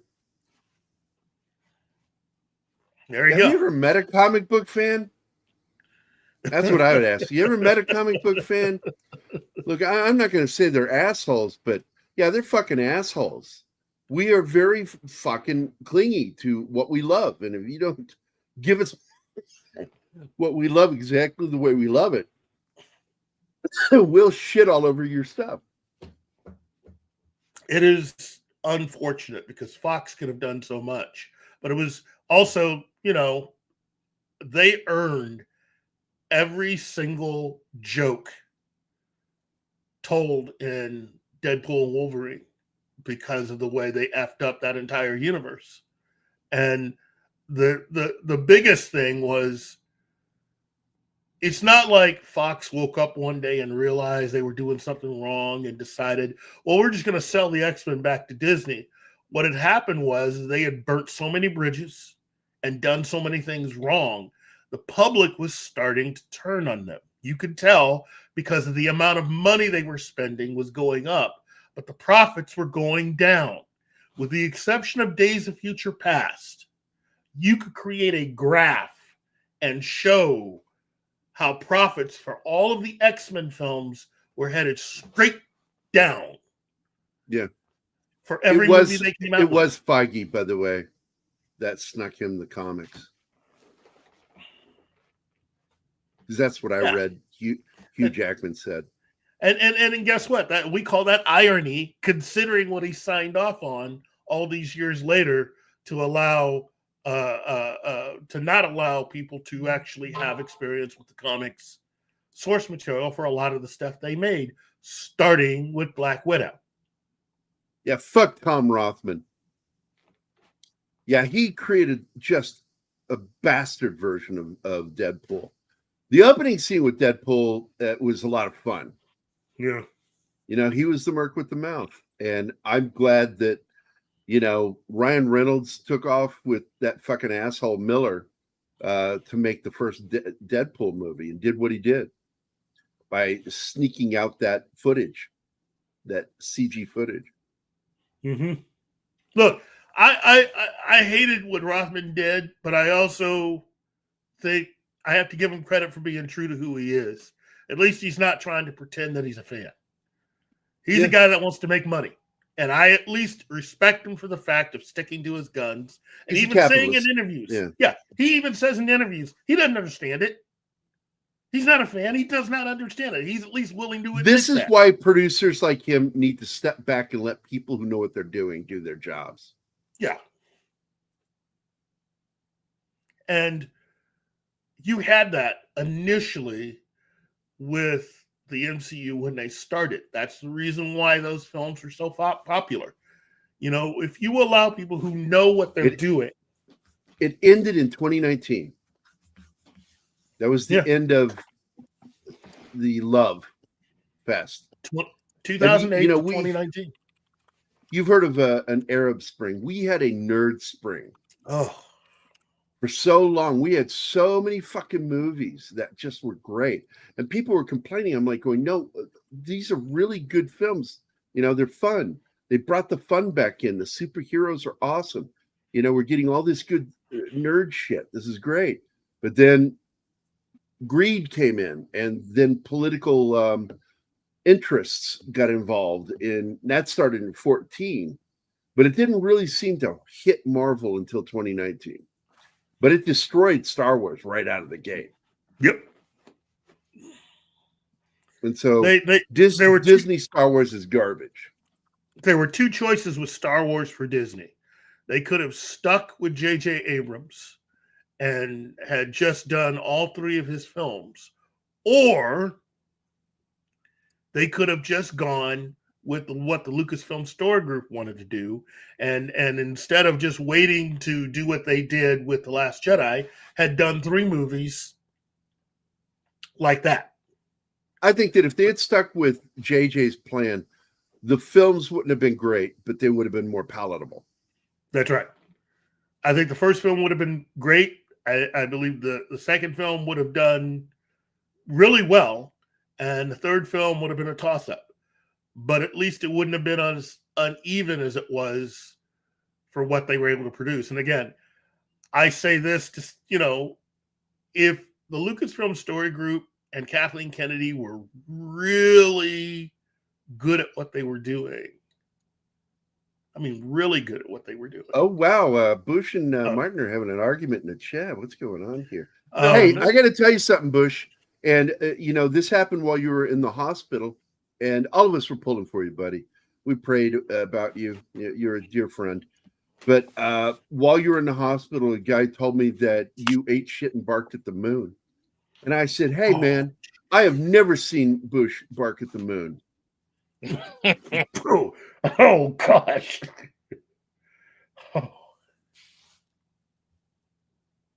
Just sharing a little bit of my dad's love for me. He said that to me one day. And I just stopped and went, I don't eat shit. Because, well, I've never seen you not eat shit. Hey, I tell people my sense of humor comes from Pop. Vigman, it still would have been preferable to what we ended up getting, because the Lucasfilm Story Group, and by extension Kathleen, they actually believe they've got some real talent. And The Last Jedi proved that's not the case. Kennedy thinks she's talented. She really believes it. They think that the way they tell stories is what everybody wants to see. And I just think that ultimately, if they were really any good, Last Jedi should have made more money than The Force Awakens, not less. So, and then with word of mouth is so important to that third week. Yeah. Your first 2 weeks, people are just first going to see the film. That third week, that's when you start getting reviews. That's when you review, not like in critic, but when you start having people coming in to rewatch the film. Yep. That's when you start making your money. It's unfortunate, but all the studios do the exact same thing. They actually genuinely believe that if you are a comic book fan or a fan of any particular material, your purpose is to really do what you're Shut told. up and watch our stuff. Yeah, just basically shut up and watch our stuff. They don't want to hear from you. They just want you to go and be lemmings and give as much money as they want you to give. That's it. It's sort of like, I don't know. It's like when NBC Universal bought Sci-Fi Channel and they canceled the best show on the network immediately, Eureka. I had zero interest in fucking watching Sci-Fi Channel anymore after that. I still think that show should have been revived. Yeah, well, there's a lot of stuff. Audience. For For the modern audience. Oh, for the modern audience? No, Martin. Let cancel thing be canceled for a while. It's not the right moment to revive anything yet. Give it 2 or 3 years. Yeah, I do have to agree. We got to get a lot more people relieved of their current employment before we can safely start bringing certain things back. I am not into cancel culture, but I am into fire that motherfucker because he's not doing his job or she's not doing his job. I really Gary? hope you're not talking about me. Gary, I gotta my dream. And like that, it was over for Martin. Gary, my dream is for Paramount and its new owner, David, to hire you to be the guy to go ahead and just make the call and fire the current people in charge of Star Trek. That would be so funny. No. Just walk in and go, I'm going to use a big word here. Your job has been made redundant. No. What is needed to do is making it a reality show. And on each episode, Gary fires somebody, but using a prank, a very elaborated prank. I'll never forget, what's his name, the head of Warner Brothers that got fired. The Japanese guy. Kevin Tsujihara. No, after him. Toby Emmerich. No, not Emmerich. Is the Japanese guy. Oh, Walter Herman. I would do my impression of him every week. Guys, hey guys, I'm still here. Guys, I've got a lot of empty space on my desk that I can do things. Hello, guys. They were, I was so excited when they just started fucking emptying offices at fucking Warner Brothers. I was like, this is so much fun. And then he fucking hires Safran and Gunn. And then I was like, that's it. You fucked it up. You had it. You were at the goal and you didn't take it across the fucking line. Yeah. Well, first and goal. I remember thinking that there was a chance that Kevin Feige might be lured to Warner Brothers, but looking back on it, yeah. I just think that Kevin Feige he's made enough money. There's really nothing else he really needs to prove at this point.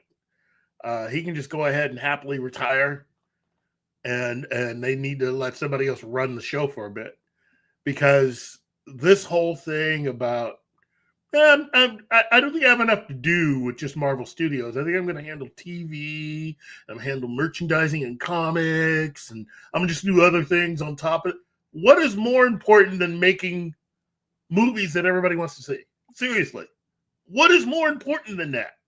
And that is the only goal of a movie studio. It's the sole goal. Make things that people want to see.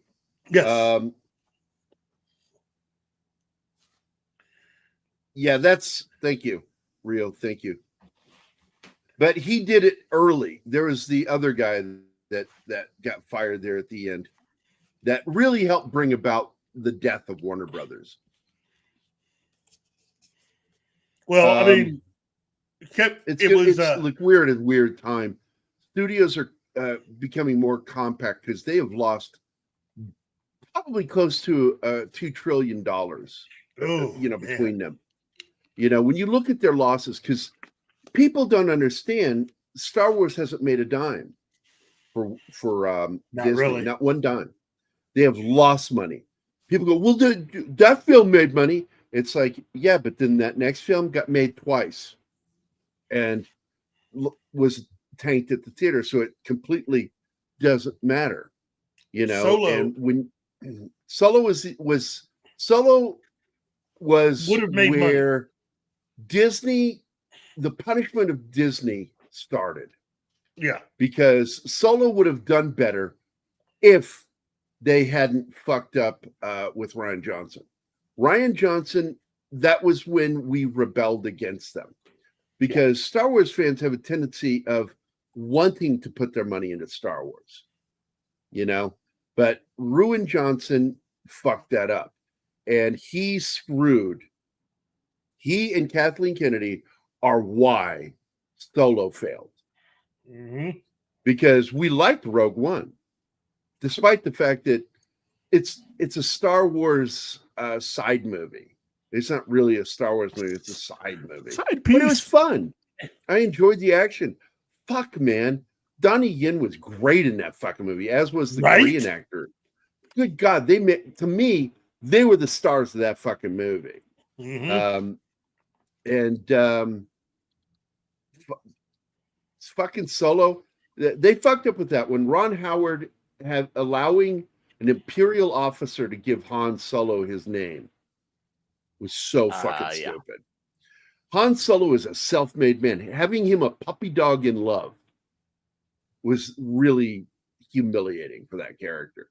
They fucked up with that film. But remember, if Ruin Johnson hadn't done the second film before, Solo would have done better. Well, it would have had an opportunity. The fact that they reshot the entire film and added more money on top of what they had already had. It made it impossible to make money. That's right. You're right. Had Because they the just minute you double that budget, the chances of recovering or recouping your investment is gone. Because I've talked to Culture about that shit. You know, if you make a movie twice because the first one didn't work, first version didn't work, you have gone into the territory. Because once you hit 75 million, your chances of making money diminish. Mm-hmm. And you and I've argued about this because I say 50 million, you say 75. But I do agree that once you hit 75, you begin to risk losing money on your film. 50 million is, because I'm basing that off of the math, because a good film could be made for 20 to 25 million back in the 80s. And you do the math on the inflation devaluation of the dollar, and that equals 48 million today. I rounded up to 50. So I think that if you shoot a film for 50 million, which is what it would have cost for a film back in the 80s, 20 million, 22 million, today should be about 50 million. And why are films over 100 million? Unacceptable.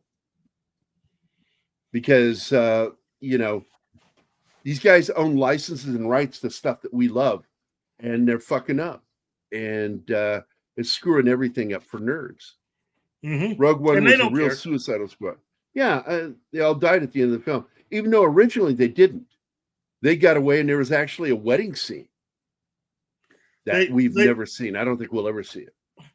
They really do not care about fans. They just want your money. That's it. That's all they want. They don't want to hear from you. They want you to buy all the stuff they shove towards you, but they really don't want to hear from you. They really don't want you to. They really don't want anything from you other than your obedience, and that's it. There you go. They shot Godzilla -1 on an 80s budget. Yep.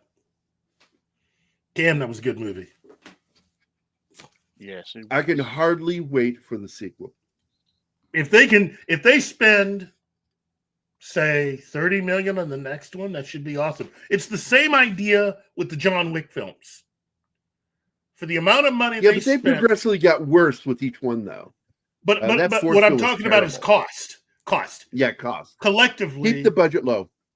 Collectively, well, no, bring up Star Trek, because Star Trek would make buku bucks, but then they would lower the budget for the next film.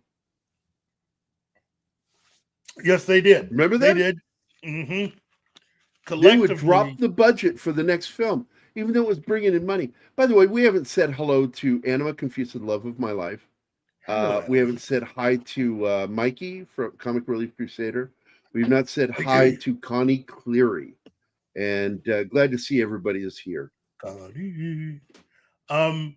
think that ultimately, hold on, Bush says if they wanted fans' money, they wouldn't insult them. I have never heard of any organization or company openly harassing and insulting their customers. Audience. And I do agree with Monkey Juice. I don't think it's subliminal. I think it's absolutely in your face, because I see it in everything he does. Ryan Johnson is just weird. He's one of those people can't write. Ryan Johnson can do whatever the blank he wants. Okay, just don't lie to me and tell me that, you know, what you're making is this incredible thing, and it's not, obviously. You know, Yeah, don't act like you care when Ryan, I just is that shit on your desk? No, it's chocolate. It's chocolate. Eat it. But it eat smells like shit. Eat it. Oh, and you Eat put real peanuts on it. Well, that's really weird. You put peanuts and then you put caramel on top of it. Well, that sounds good. And it's still shit underneath. Yeah, that's Ryan Johnson's filmmaking. Yeah. And again, if he were really that good, he'd be making more than just his Glass Onions films. Trust me. If he were Controversial, really that no. Oh, John Snowden, you are on the mark on that. That movie tanked because it was bad. I have heard only of a fistful of people that say that they liked it. Everybody else says it's hardly a disaster. nobody. I mean, it's so minimal. It's like saying really nobody liked it. It was a terrible, terrible movie. Proof again, he can't fucking write. The first film was okay, but then it's okay because he borrowed from two other writers. Yep. He thought, oh, well, they like that, then I'll do this one all on my own. And it was terrible. Terrible. He still borrowed from Agatha Christie on that, but he fucked it up. Yep, you're right, Bush. Holdo was, yeah. Isn't that purple-haired bitch that doesn't know how to act like she's in the military? Yeah, I remember her. Who's commanding a walking fleet around in a dress, in a party gown. Yeah, in a party gown, an evening gown. She's walking around like, I'm in command here. Like, really? You don't act like you're in command. You don't dress as a part, you know. And then she does something that just is such bad Star Wars science. Uses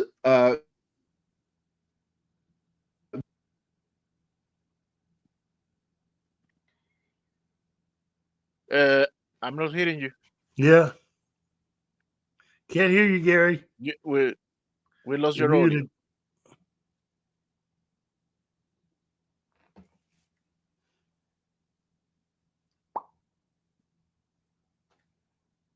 Okay, say something.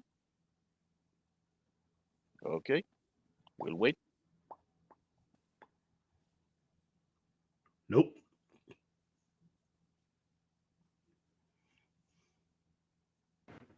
Uh-oh.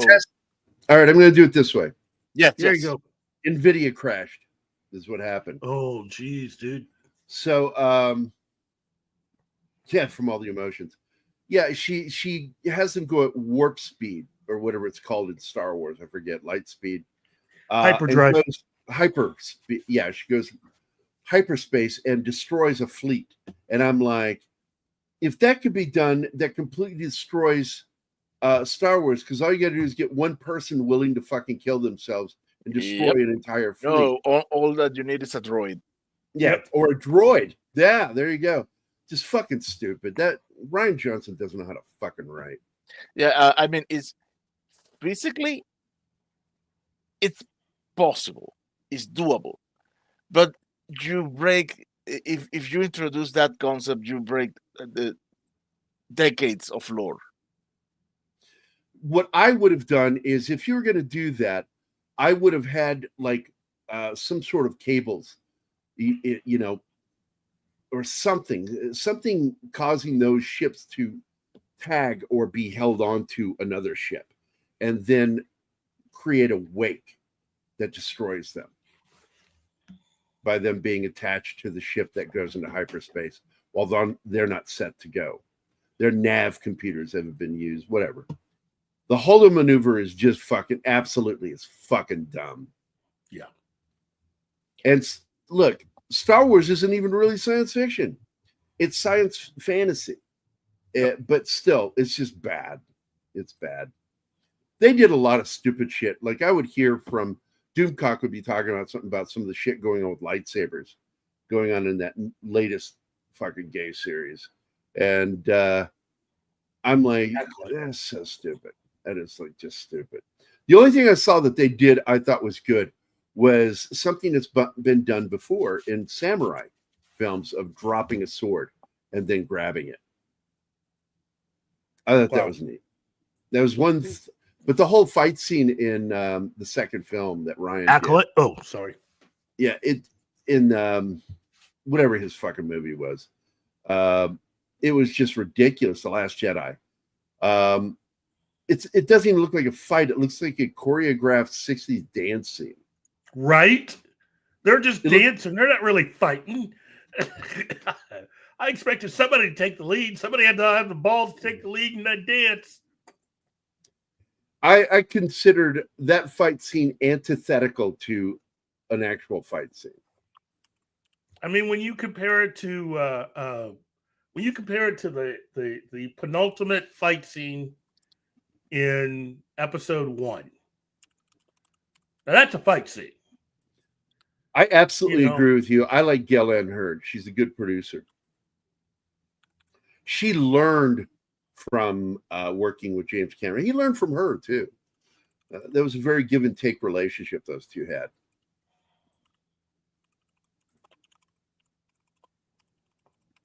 You have to connect a cable from ship to transfer data. Just like, yeah, I don't know, man. I stopped giving a shit in December of 23. And I'll start giving a shit when some of these people start fucking being fired or removed violently.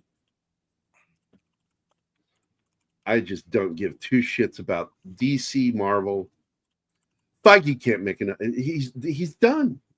Yeah. The Marvel universe is done right now. They all need to be completely fired. Everybody. We're delaying the inevitable. I mean, seriously, you've hired back all of the talent, and you got some people going, this is not an admission of anything. He's just evolving. No, shut up, sit down. It's a call for help. If you were doing things the right way, you would not have called back all of these people to help you. Robert Downey Jr. coming back, that's a call for help. Yeah, Chris that Evans is the back. last actions of somebody that knows they're dying. They got Chris Evans come back. They got RDJ. It's just like, you can't save this. You're pulling a Ryan Johnson. I mean, if you're painting a turd, you're just painting a turd. If you really want to save Marvel, stop delaying the inevitable, rip the Band-Aid off, and let's do this thing. It's just better to just go ahead and say, you know what? We can't get any of this other stuff made because nobody's going to watch it. Okay? You've already effed up Blade. I really don't want to watch Fantastic Four because, it's going to suck. I mean, can you name anything else you are really chomping at the bit to see? I don't think so. So I say, let's just go ahead and just cut straight to Secret Wars. Don't worry about building up to it. Just go ahead, do it. Let's make it. Let's get it done. Just in this version of the MCU and begin a whole new version of it as soon as we get Kevin Feige and all his people out the door. And you know what I would do?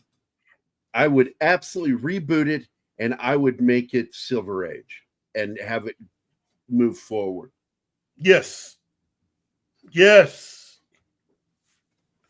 And just keep moving forward. That's why I think the idea behind the Fantastic Four sounded interesting, because it takes place in the 60s.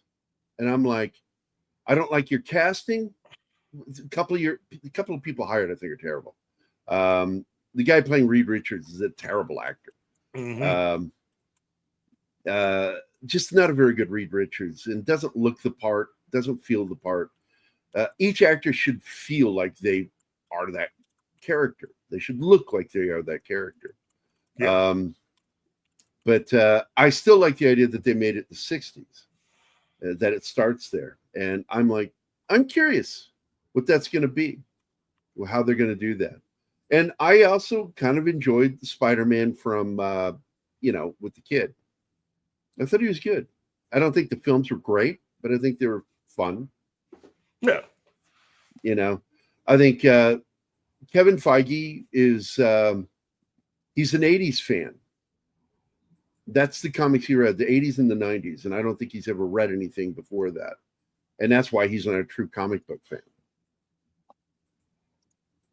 Yep. So, but Keith said that too. You and I agree on that wholeheartedly.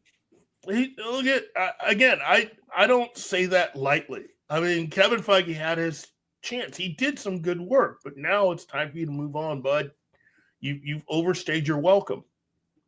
You messed up because you tried to do more than what you should have. Working on television was not his best thing. That's the reason why pretty much all of the D+ stuff they did for Marvel sucked. This is also Monkey. That is why you should hire more lesser known actors. They keep dipping into the same fucking pool too for the actors. Just you'll see actors from the DC end up in Marvel, Marvel end up DC. The ironic thing is that show on HBO that's making fun of Marvel has 3 actors who've been in Marvel films.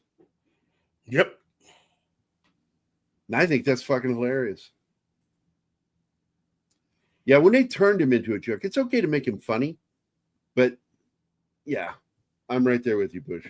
That anyway, I don't know. Do you want to continue? Because I've got to get out of here. Yeah, but I got to wrap things up. So let me, just say, look, first and foremost, I want to thank everybody, starting with Mr. Mike Barron, who was excellent. And again, for those of you who weren't here earlier, I think we have until tomorrow to invest in. Tomorrow morning, it's at the top of the chat. Yeah, you can go chat. You can go support his comic book. And again, it's great to see someone as talented as Mike, and who is as big of a fan of Sherlock Holmes as he is to write this story, Sherlock Holmes Leviathan. I hope he does more because I love. I hope he does too. But just let me say thank you to Connie Cleary, Boosh McFadden, Anima Confusa, the Comic Relief Crusader, Sucks Bulletin, Hojo. Let's see. Latino Slant, Tom Baker, Peter Vinkman Fansite, Channel Savage, Alice in Wonderland, Real Popcorn Geek, John Snowden, Dragon Ruse, Mephisto, because Mephisto's cool like that. 32 Flavors of Nick Weiser, because Nick Weiser is definitely cool like that. Glenn Fleming, Monkey Jeebus, Sci-Fi Mombi, and of course, the very lovely Penny. Well, let me also thank Gary, because Gary's cool, and Martin, because, couldn't do this without him. I am really, really, really honored every single time to do this show, and that anyone would actually watch while I'm hosting is still a miracle to me. So I want to thank everyone, and I hope your New Year's was all kinds of fun.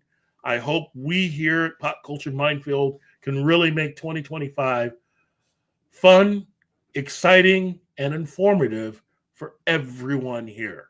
Okay? So on behalf of myself and everyone else, thank you and have a better day. Bye, y'all. Bye. Oh.